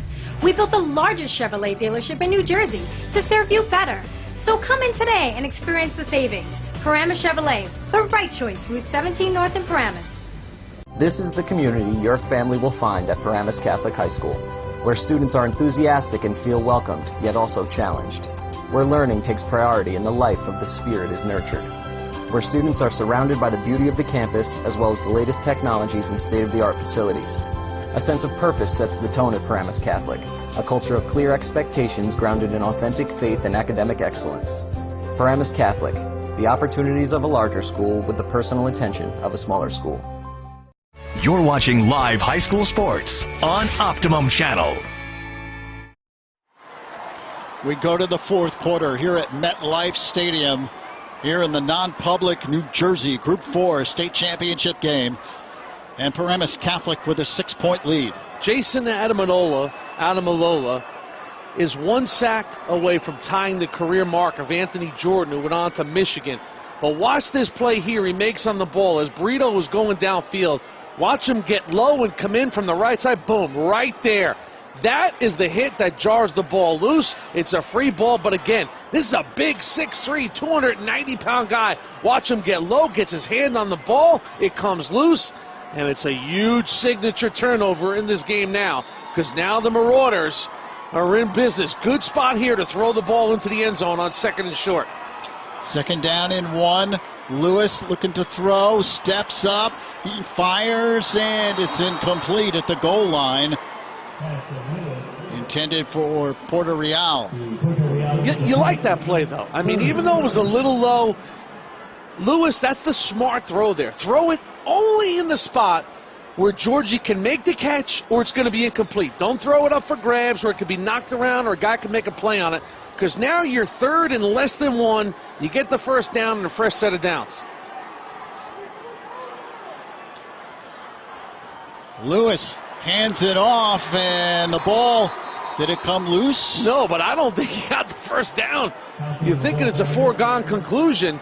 Maybe Falconer battling for extra yards, him and Grady Smith in a battle royale there, and it is 4th down. Oh. What a push up front there by Colin Ernst. That was amazing. He blew that play up clean. So now St. Peter's brings in the short yardage package. 4th and 1. Lewis Gibbs up the middle. Damian Abrams dives ahead. I'm not sure he got it. Paramus Catholic thinks they've stopped him. I don't know, the big back, he got pushing forward. He'll come down to a spot of the football. So he had to get to the hash, and Damian Abrams, the 225-pound running back, took it up the middle. It's an inexact science, Lou. When you got a big back, you got to pile up. The inexact science comes in. Where do they spot the football? So amazing. Look like a foregone conclusion. They're short. They are short. St. Peter's Prep does not get the 1st down. Paramus Catholic holds on a 4th down and 1. Amazing. I'm thinking the 2nd down throw is just a throwaway throw because you got 3rd and 4th down. And Coach Hansen not thrilled there. His team could not make a yard on consecutive plays. What a push by that front of Paramus Catholic. So the Paladins take over on downs at the 17-yard line. It's 1st and 10, Paramus Catholic. They have a 6-point lead. That's what you wanted to do with Abrams. You wanted to make him make a shift in the hole. He did. That gets his momentum slowed down, and here comes Jackson. Elijah Jackson breaks ahead of the field. He's at the 30-yard line. Cuts it in at the 20, to the 10, the 5. Touchdown, Paramus Catholic.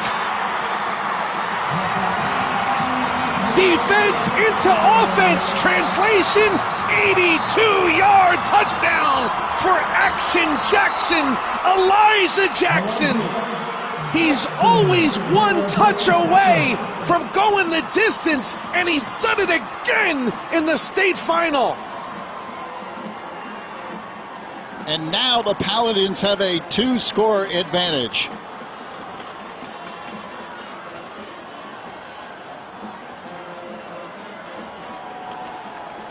The score is 26-14.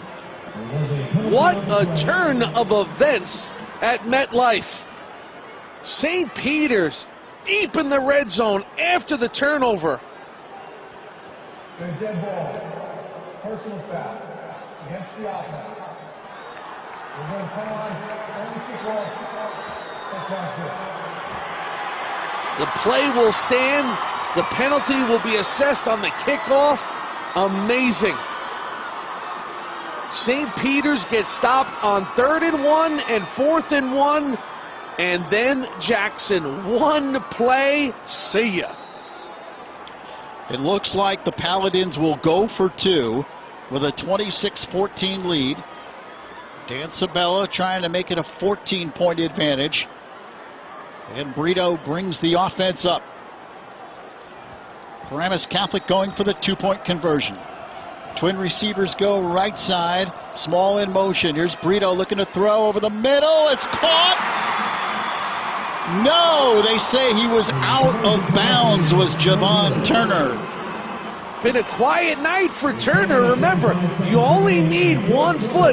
Turner draws a lot of attention. He's made so many big catches this year. First, the touchdown. Here's Jackson. Look at this. Turns the corner, navigates the sidelines. You get in a foot race with number 24, you're finishing as the runner-up in this game. And Action Jackson, Elijah, the guy that Dan Sabella said might be our best player. Why? Look at this. It's just a speed run, and when a breakaway back gets going, oh, Dr. Elijah Jackson brings down the house with an 82-yarder, and then they would go for 2. Turner cannot get the one in bounds. Let's take another look. Ooh, very close. That left foot. Did he tap the left foot before the right went out? That was the only foot he needed. The Paramus Catholic student body did not like that call. It was close. He might have had the heel on the back line. Very close. Split-second call. Very tough one to see. Nevertheless, with a lot of time left, this is now a 2-possession game. So it's 26-14. Paramus Catholic with a 12-point lead. There's a lot of time left. 10 minutes and 55 seconds left in the 4th quarter. And the penalty hurts Paramus Catholic because now they're kicking from their own 25. St. Peter's, if they catch this ball clean, is guaranteed good field position in a short field. Line drive kick taken by Puerto Real at the 20. At the 30-yard line, he cuts it in across the 40 and takes it up across the 45-yard line. Yeah, Puerto Real, great basketball player, and he does a good job there because that's a pretty good kick. He goes up and gets it before it has a chance to go over the top of his head. 3-year starter as the varsity point guard in basketball. And after he catches this one, navigates his way upfield. And now for St. Peter's, good short field to work with. Ball spotted at their own 47-yard line. Boy, is Lehigh getting a terrific player or what? Jorge Puerto Real, great job in the classroom as well. Heads to the Patriot League. Play for Lehigh, 1st and 10. Low snap, and Lewis takes off with it. Jonathan Lewis across the 50-yard line. Rutgers-bound quarterback picks up good yardage on 1st down. I mean, we're just seconds ago, Lou. It seemed imminent that St. Peter's would put some points on the board, only trailing by 6 points at the time. Boom, just like that, they're down by 12. Things can change on a dime in a game like this with all these playmakers on both defense and offense. Second down and almost 5. And the handoff. Big hole here for Dakari Falconer. And he dives up near the 30-yard line. Big gainer for Falconer. Boy, I think that third down play by Colin Ernst, or Ernst Collin, I should say. Great play, stopping that run by Ernst. Amazing. Set up the fourth down play.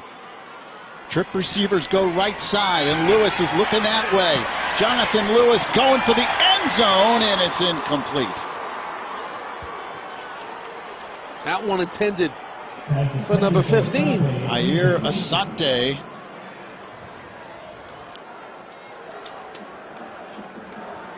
Will bring up his 2nd and 10. Yeah, Asante made some big catches in Ireland. St. Peter's Prep, they started the year in Ireland, off to Dublin in the green. And Asante, he was solid there, just a 10th grader. And he's got a little swagger, too, part of the youth movement that'll be back next year. Imagine a high school team playing a game in Ireland. They defeated Blessed Trinity 41-28, first game of the season. That throw comes outside, and the catch made by Shane Simon. It's a short pickup on the play of about 4 or 5. So it brings up a 3rd down play. And if you thought the bus ride from Caven Point to Bergen Catholic was long, boy, that bus ride to Ireland, that'll take a while, though. 3rd and 5, St. Peter's at the 25-yard line, and all kinds of movement on both sides. Let's see if Paramus Catholic was drawn off. Nah, yes, they were. So go against Pete. Prior to the snap, ball start, 5 yards from the previous spot, still 3rd down. Really takes you out what you want to do if you're St. Peter's. You're in 3rd and 5. Now you got to be a little more predictable, probably throw the ball downfield. But you're in 4-down territory for sure now in this game with 9 minutes left as they trail by 12. But they are at the 30-yard line. They're one big play away from getting right back in it. From the 30, here's Lewis going end zone, incomplete. Intended for Jorge Porter-Real. They've had a good night on the under routes, Porter-Real and Lewis, but on the deep ball, they've just been a fraction off. And you see how so much ease Lewis just flips that ball out there. Well, big play here. 4th down and 10. Football at the 30-yard line. St. Peter's trying to keep this drive alive. Trip receivers right side. And Lewis looking to throw. He's in trouble. Gets away. Rolls out right side and then tosses it. And it's caught at the 20-yard line. What a play by Jonathan Lewis. And Porter-Real coming back to the ball. Looks like he's got enough for the 1st down. Yeah, it comes down to another spot here. They had to get over the 20-yard line, and I think he did, Lou. Yes, they get the 1st down. Oh, Jonathan Lewis, a play for the ages. He got planted after he threw that ball, but hung in there and let Porter-Real make his move. He flips it outside and breaking a tackle down to the 15-yard line is Asante. So Ayer, the 10th grader, all of a sudden bringing a little life to this offense, getting loose. Clock continues to roll now as we roll up on 8 minutes left. 2nd and 5 from the 15-yard line. Here's a quarterback draw. Lewis is hit and dropped. Might have picked up a couple, but good defensive play by Samaj Everett. The senior linebacker came up to make the stop. So a 3rd and 3 for the Marauders. And the crescendo of noise begins here at MetLife. They give the Falconer, breaks the tackle and gets the 1st down. What an effort to pick up the 1st down. He was hit behind the line of scrimmage. Yeah, Kion Fitzpatrick can't believe it. Thought he had him and would have brought him to 4th down. Watch the strength again right here. Kion runs right, and that was a good hit. He just ran right through it with the leg strength of Falconer. first and goal. St. Peter's prep at the 8-yard line. And Lewis keeps it himself, barrels over defenders, and takes it inside the 5-yard line. You see that right there? Gotta love that gesture. Ernst sticking his hand down to give a guy a boost. Down to 7 minutes and 10 seconds left in the fourth quarter. Lewis keeps it himself. Fumble! The ball loose, picked up by Paramus Catholic. The Paladins recover. Kion didn't miss that one.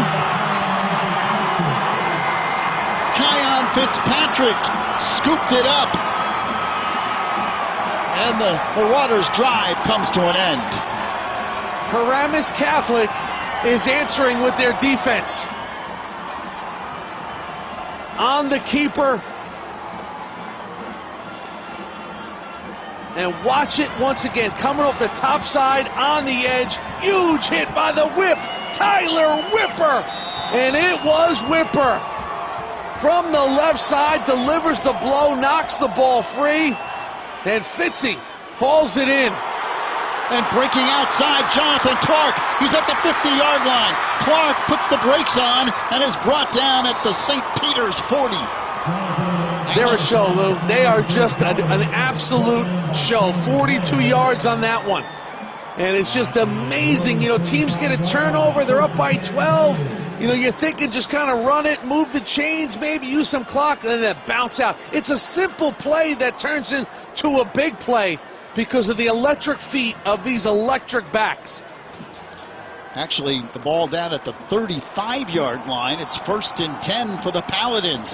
And they can put the hammer down with a score here. They're up 26-14. Give to Clark again. Follows his blockers. Jonathan Clark has another Paramus Catholic first down across the 25 down to the 23. And you see Clark on that play put his hand out and kind of followed the lead of his blockers. It's wonderful. You know, great foreshadowing in that opening game at the Big House in Michigan that Clark and Jackson both ran for over 100 yards. Guess what? They're all over 100 yards tonight. Amazing. It is a perfect ending for these three dynamic players who have ran all over the competition seemingly the entire year. 1st and 10. Paramus Catholic at the St. Peter's 22. And the give again, sliding through the hole that time is Clark. He takes it inside the 20. And you're counting down towards 5:45 left in the fourth quarter. St. Peter's has not scored in the second half. Paramus Catholic has done all the scoring in the second half. Dan Sabella trying to win a state championship in his first season at the helm at Paramus Catholic. 19-0 run in the second half for Coach Sabella. Make it 25-0. A.B. Cha-Cha Frito is doing the Cha-Cha MetLife now. Andrew Brito takes it in for the touchdown. And now Paramus Catholic extends that lead. It's 32-14, and that may have done it.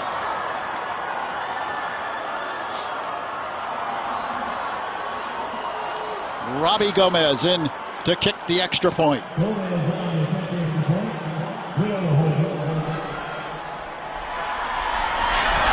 Snap good, kick drilled right through. 5 minutes, 12 seconds remaining in the fourth. Paramus Catholic up 33-14. Lou, it seems like it was just a moment ago. It was a 20-14 game. St. Peter's going in, but then the bing, the bang, and the cha-cha boom. Again, look at the point of attack. Whipper coming out. Zion Hughes, number 55, getting out in space. And again, this offensive line, Zion, number 55, the junior first-year starter, they have been special at the point of attack all year long. Brito gets congratulations. 4 plays, 77 yards, capped off by the 17-yard touchdown run.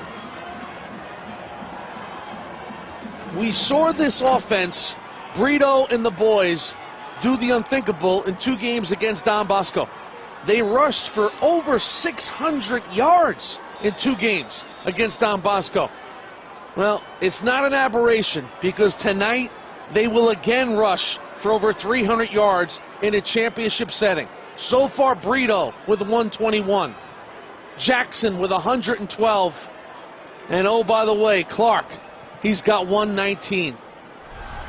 Another short kick taken up close to the 40-yard line. But St. Peter's Prep now down by 19 points. It's a 3-possession game. A 26-0 run here in the second half. Ball security was a problem. The lack of execution on 4th down changed the game.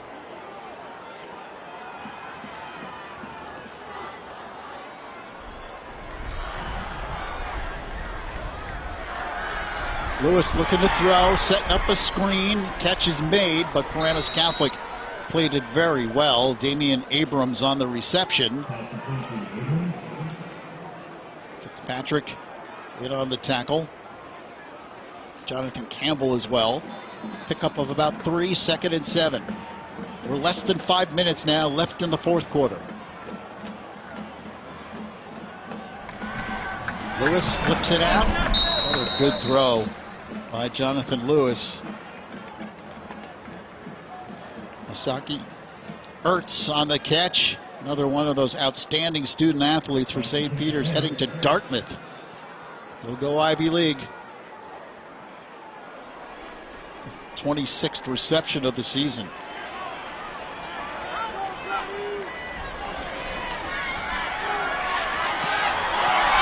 Downfield, incomplete. And again, good coverage intended for Shane Simon. Yeah, all these deep balls have been contested, and you know, Lewis is going to do marvelous at Rutgers. He flips the ball downfield with ease, and you get to Rutgers next year, you'll have some 6'4", 6'3" receivers all over the place, and boy, Rutgers should be so excited about getting number 1. You know, with his ability to run and throw the football, dual threat. And he's straight back to throw here, steps up in the pocket, gets away, still on his feet, delivers the pass that's nearly intercepted. Well, he's trying to make something happen here with his team down by 19 points. Yeah, well, Whipper had him by the foot. Watch Whipper come in downstairs, wraps him up. Lewis still able to get it off, but Tyler Whipper, I mean, it all adds up. You can go on and on with the contributions they've gotten, but Whipper also one of those guys. Lewis delivers that pass out there, and another outstanding catch by Ertz as he went up the ladder, and he got a foot in.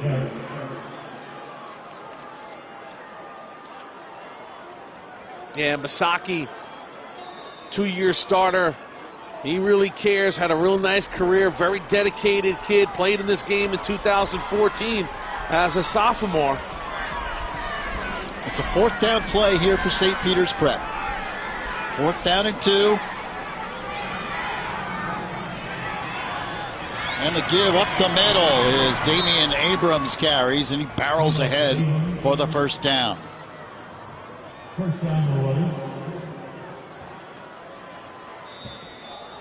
Abrams, the short yardage guy, now 1 for 2 on 4th down. Came up just shy in his last attempt. The captain, kids voted him captain. He's got all kinds of great leadership qualities. Beautiful throw once again by Lewis, but it is incomplete. And again, excellent coverage. Yeah, that's a ball that Asante usually catches, and right on the money there by Lewis. 4 minutes and 4 seconds left. Second down and 10 for the Marauders. Jonathan Lewis is going to have a chance to be a true freshman starter, I think, for Chris Ash at Rutgers. You know, Rutgers has been a lot of news this week about quarterbacks and who's staying, who's going. I think this guy is going to get an absolute look to be a starter. And throws over the middle. I mean, Rutgers has had trouble scoring points. They need to add some excitement to a 2-win season. You know, you got to roll the dice sometimes with a player that has this kind of ability. And listen, if Alabama can start a true freshman, and, you know, it's not unheard of starting a true freshman at quarterback. Look, we know it's a very difficult equation with the complex schemes at the next level, but Lewis is a very good student of the game. He's done a nice job in grasping all the offensive plays in the playbook for St. Peter's Prep, and I think he's got a shot, Lou. I do. Well, he's got a 4th down upcoming here, 4th and 10. Less than 4 minutes now left here in the 4th quarter. St. Peter's obviously needs a quick strike just to have any hope. And here's Lewis back to throw. He runs away from the pressure on the run, delivers. Oh, another great throw. And the catch made by Asante. Ayer Asante makes the grab. That's a first down for the Marauders. Lewis just does this with such ease, so fluent. You see him going the wrong way, running the opposite side, throwing across his body, and just look at the accuracy there. Look, it comes down to accuracy when you're going to be in the Big Ten. And I think he's got the size to see over the defense. He's physically built to hold up to the competition as a true freshman. A nice out pattern run there by Shane Simon. He steps out of bounds at the 12-yard line.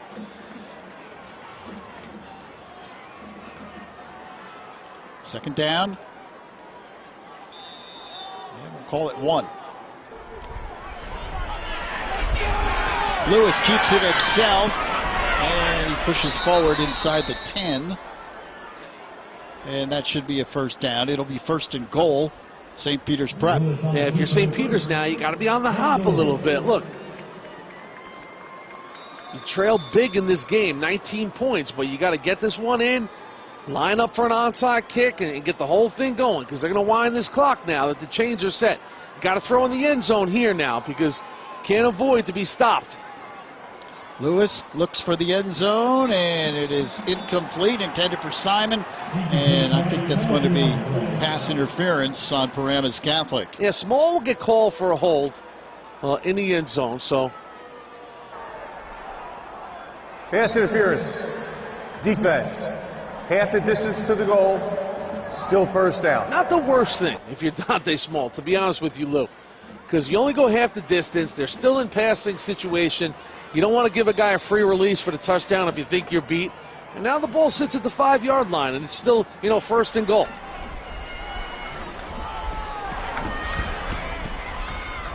Here's Lewis. He dives ahead and in. Touchdown, St. Peter's. He's fighting to the end. Just everything you want in a quarterback. He can throw it. We know he can make the big, stylish run. But he also makes the tough runs because he takes early contact time and time again and extends the play after that. And you'll see on this replay after the extra point, he takes early contact on this and fights through it. So Joe Henry in to kick the extra point. His kick is up, and it is good. 3:15 remaining. Penalty flag on the play.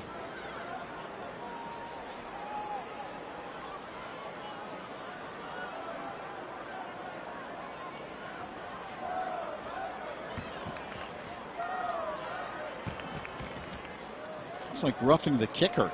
Yeah, now that's big because you'll assess it on the kickoff, take the 1, assess it. Now you go onside. Personal foul. Roughing the kicker. On the defense. Points are good. Penalized on the kickoff. because wait till you see where this ball's spotted on the kickoff. Well, watch Lewis again. Early contact. Watch right here. Bang, bang, bang. Extends out and gets there. The guy's getting hit at the 3 and just has the power and the big body to get through it. Keeps his balance up, and again, the presence of mind and nose for the end zone, extends and gets it. And now if you're St. Peter's, the ball comes up.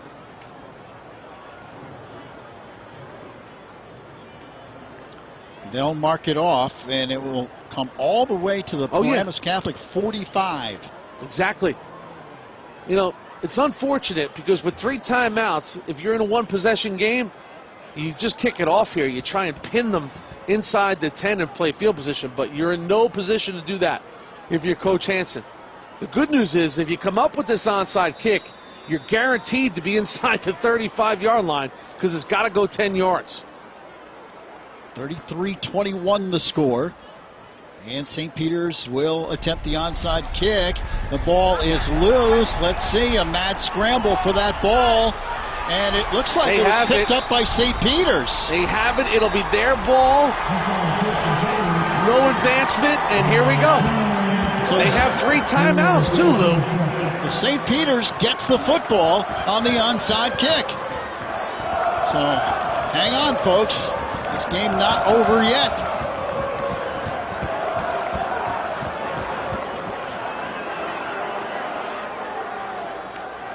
It's a good kick here, too. Takes a good high bounce, and then it rattles around. St. Peter's is first to touch it.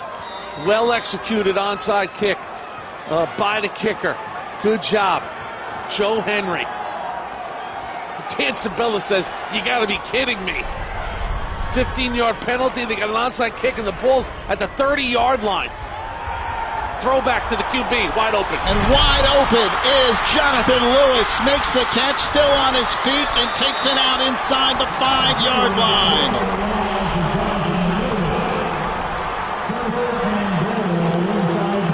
Smart play, too. Got out of bounds when he knew he wasn't going to get to the end zone if he broke the first tackle. Watch it again. Little throwback. Georgie Puerto Real right back to Lewis. He's with Small one-on-one, and here we go. Lewis dives in. Touchdown, St. Peter's. His 4th touchdown of the night, and the Maroniacs all of a sudden got a little late life at MetLife. Are you kidding me, Lou? They took virtually no time off the clock, and with 3 timeouts, they could play defense here. This game far from over as Joe Henry comes in to kick the extra point. He can draw St. Peter's to within 5. Snap good. Kick is up. It is good. 2:58 remaining 4th quarter. Hold on, folks. Paramus Catholic 33, St. Peter's Prep 28. I tell you, if you're a PC fan and you're on 17 North heading home, you better turn around. And again, Lou, the fact they get in on the first play after they get the first down saves them a lot of time. Because now you still have basically 3 full minutes. I don't think you onside kick here. I think you kick it off and play defense. But you know what? You never know. Because maybe you just take a chance that you get another onside kick, and then you trust your defense, even if PC recovers it, to get you the ball back. So maybe he will onside kick it again. Well, the St. Peter's student body, they're going wild as their team is drawn to within 5. There they are. Marauder Nation. Boy, it looked like Paramus Catholic had this one won, and they still very well might win it. But it's going to be a little tougher than they originally thought here in the 4th quarter. They're going onside. You can see the way Henry is lined up. Same formation as the last time. So Henry will attempt the onside kick. And he does pooch it ahead. The ball is loose. They got it again, Lou. St. Peter's, what's the call? Wait a minute now. Wait a minute. They're going to say they touched it before it went 10, or did they? It's very close. Remember, the ball must travel 10 yards. And Paramus Catholic is saying it's our ball because they're saying St. Peter's touched it before it went 10 yards, and that is the call. Wow. So even though St. Peter's recovered, the ball did not travel 10 yards before it was touched.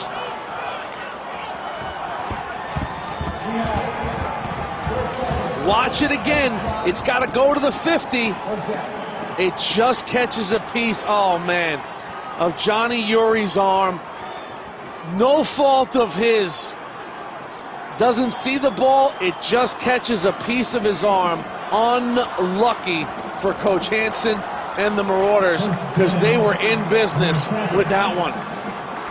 So 1st and 10, Paramus Catholic at the 49-yard line of St. Peter's. To give is to Clark, Jonathan Clark, and he's tracked down from behind at the 41. He almost got away. Well, that's basically perfect for Paramus Catholic because they'll come up just short. St. Peter's, will they use a timeout or will they wait one play? They have all 3 of their timeouts remaining. You can see the clock is ticking down there. 2.5 left. 33-28. Paramus Catholic in the lead. And a give trying to go wide, and no chance there for Elijah Jackson. He's tracked down. Now they'll use the timeout as they'll lose yards. You got to use the timeout now.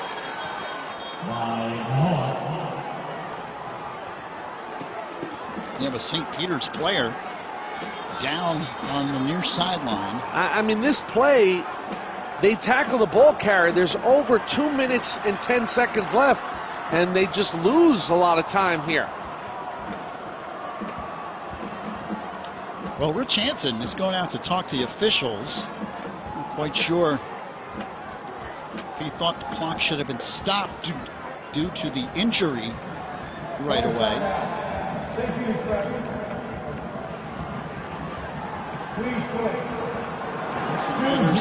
Does take the timeout. Yeah, 2:04 they'll put back. They still lost about 7 or 8 seconds, though, in waiting to call that timeout. But the most importantly, Paramus Catholic went backwards, Lou, there, about 6 yards. So now, you know, you're looking at 2nd and 1, you're 3rd and at least 7. And you know they're not going to throw the ball here, or will they? It is 3rd and about 7 at the 46-yard line. Crowd on its feet on both sides of MetLife Stadium.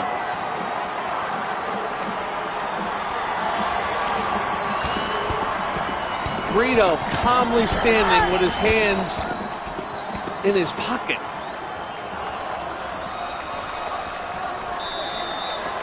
In shotgun. Big play here. Brito back to throw. He's got plenty of protection. Now it breaks down, and on the run he fires and has a receiver open. It's Zalea. Matt Zalea makes the catch inside the 25-yard line.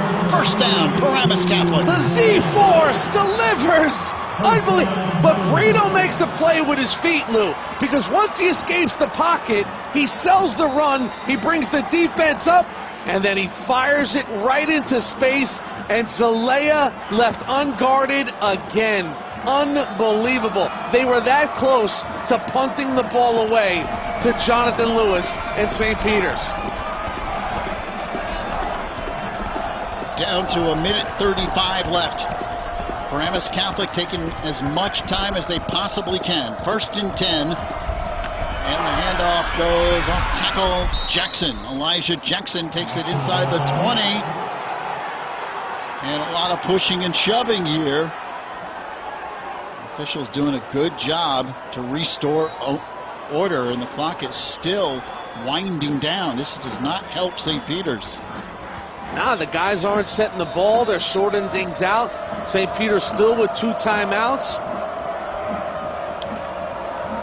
Less than a minute left. Referee's got to get the ball spotted quicker than that, Lou. Got to have a little hop if you're an official at the back end of this game. This is going to be a hitch on the center. So go against Paramus Catholic. And again, still some... Prior to the snap, ball start, offense. 5 yards, previous spot, still second down. The clock will start on the snap. It'll be 2nd and 11. Football back at the 24-yard line. 47 seconds left. Russo and Sabella managing the clock, the situation, what play to select. 2 offensive guys. Sabella, the great quarterback in his days at Pagoda and Monmouth. And St. Peter's will give it right back. Prior to the snap, encroachment, defense. 5 yards from the previous spot. Second down. Clock will still start on the snap. So the football down at the 19-yard line. Oh, what a play by Brito to get it to Zalea. Because you would have had some high drama here if they had punted away. And Rich Hansen would have had 2 timeouts and about a minute and a half left in the game. 2nd down and 6. Brito to Zalea. Hands it off. Jonathan Clark breaks the tackle and spins down near the 16-yard line. St. Peter's will use their 2nd timeout now. They'll have 1 left. These 2 teams played in 2014. St. Peter's won. They also played in 2013. Paramus Catholic was looking to go back-to-back. Again, it was quarterback Steve Shanley, this time to Najee Clayton. Najee! 32 yards. PC was up 7-0. Shanley was just getting started. Steve Shanley, what a career. To Tyrone Washington, 13-6 Paramus. Last chance for St. Peter's. Corey Cattle forced into action. He had to play quarterback. Wimbush was hurt. That's it. Paramus Catholic, Peppers and Company, the back-to-back.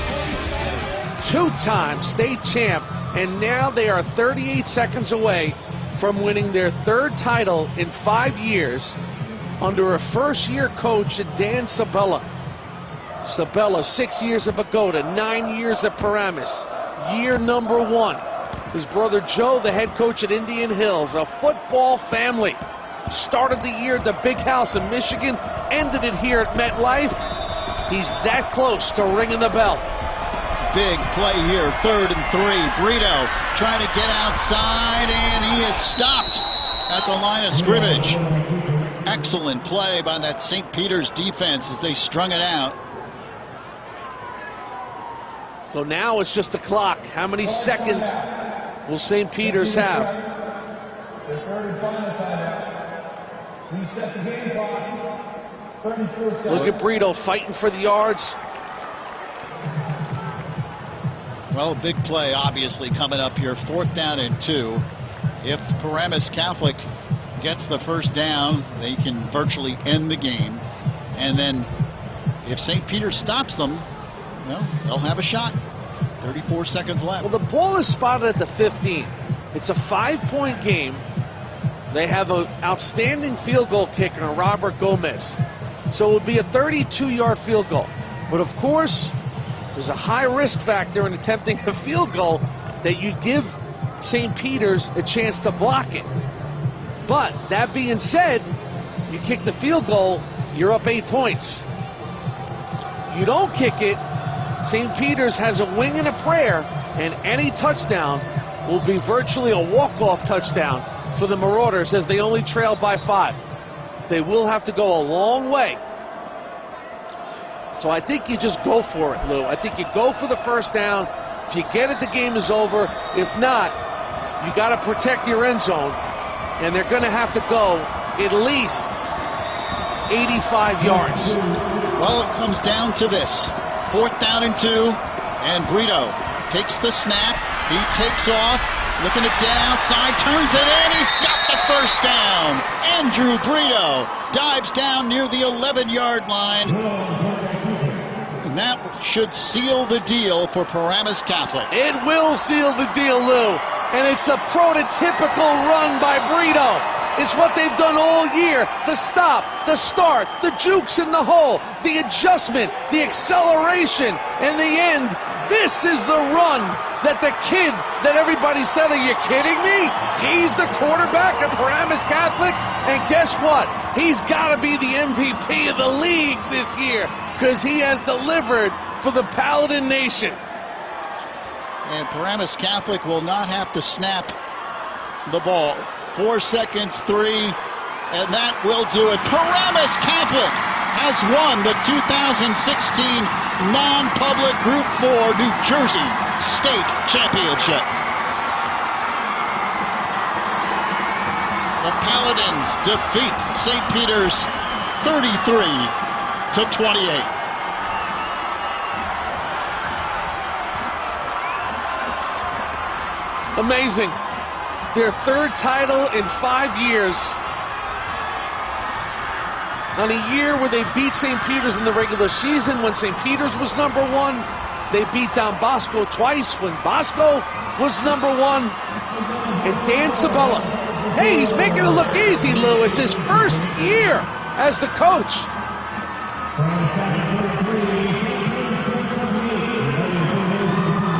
Coach Sabella and Coach Hansen come out, shake hands.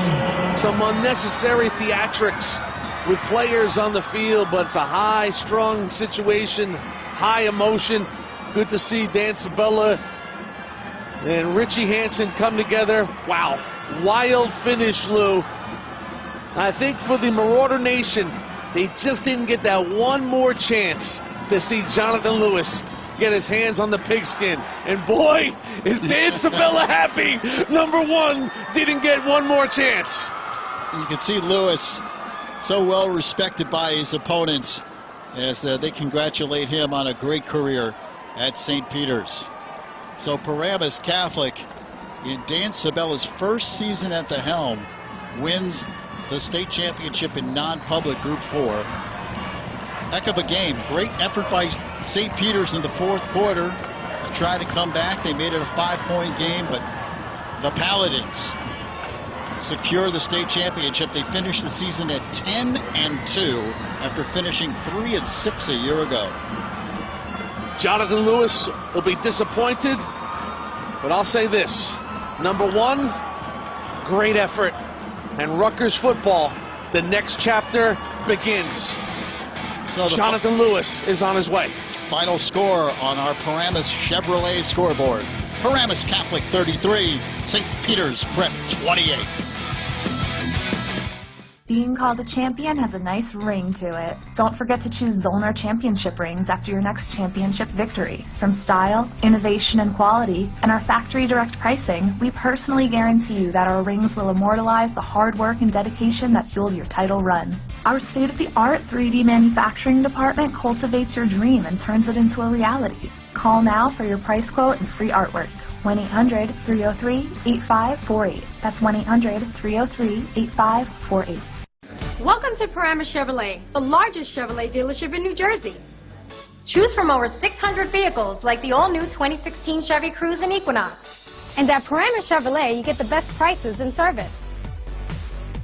With our brand new facility, we're bigger than ever before and have everything you want in a dealership.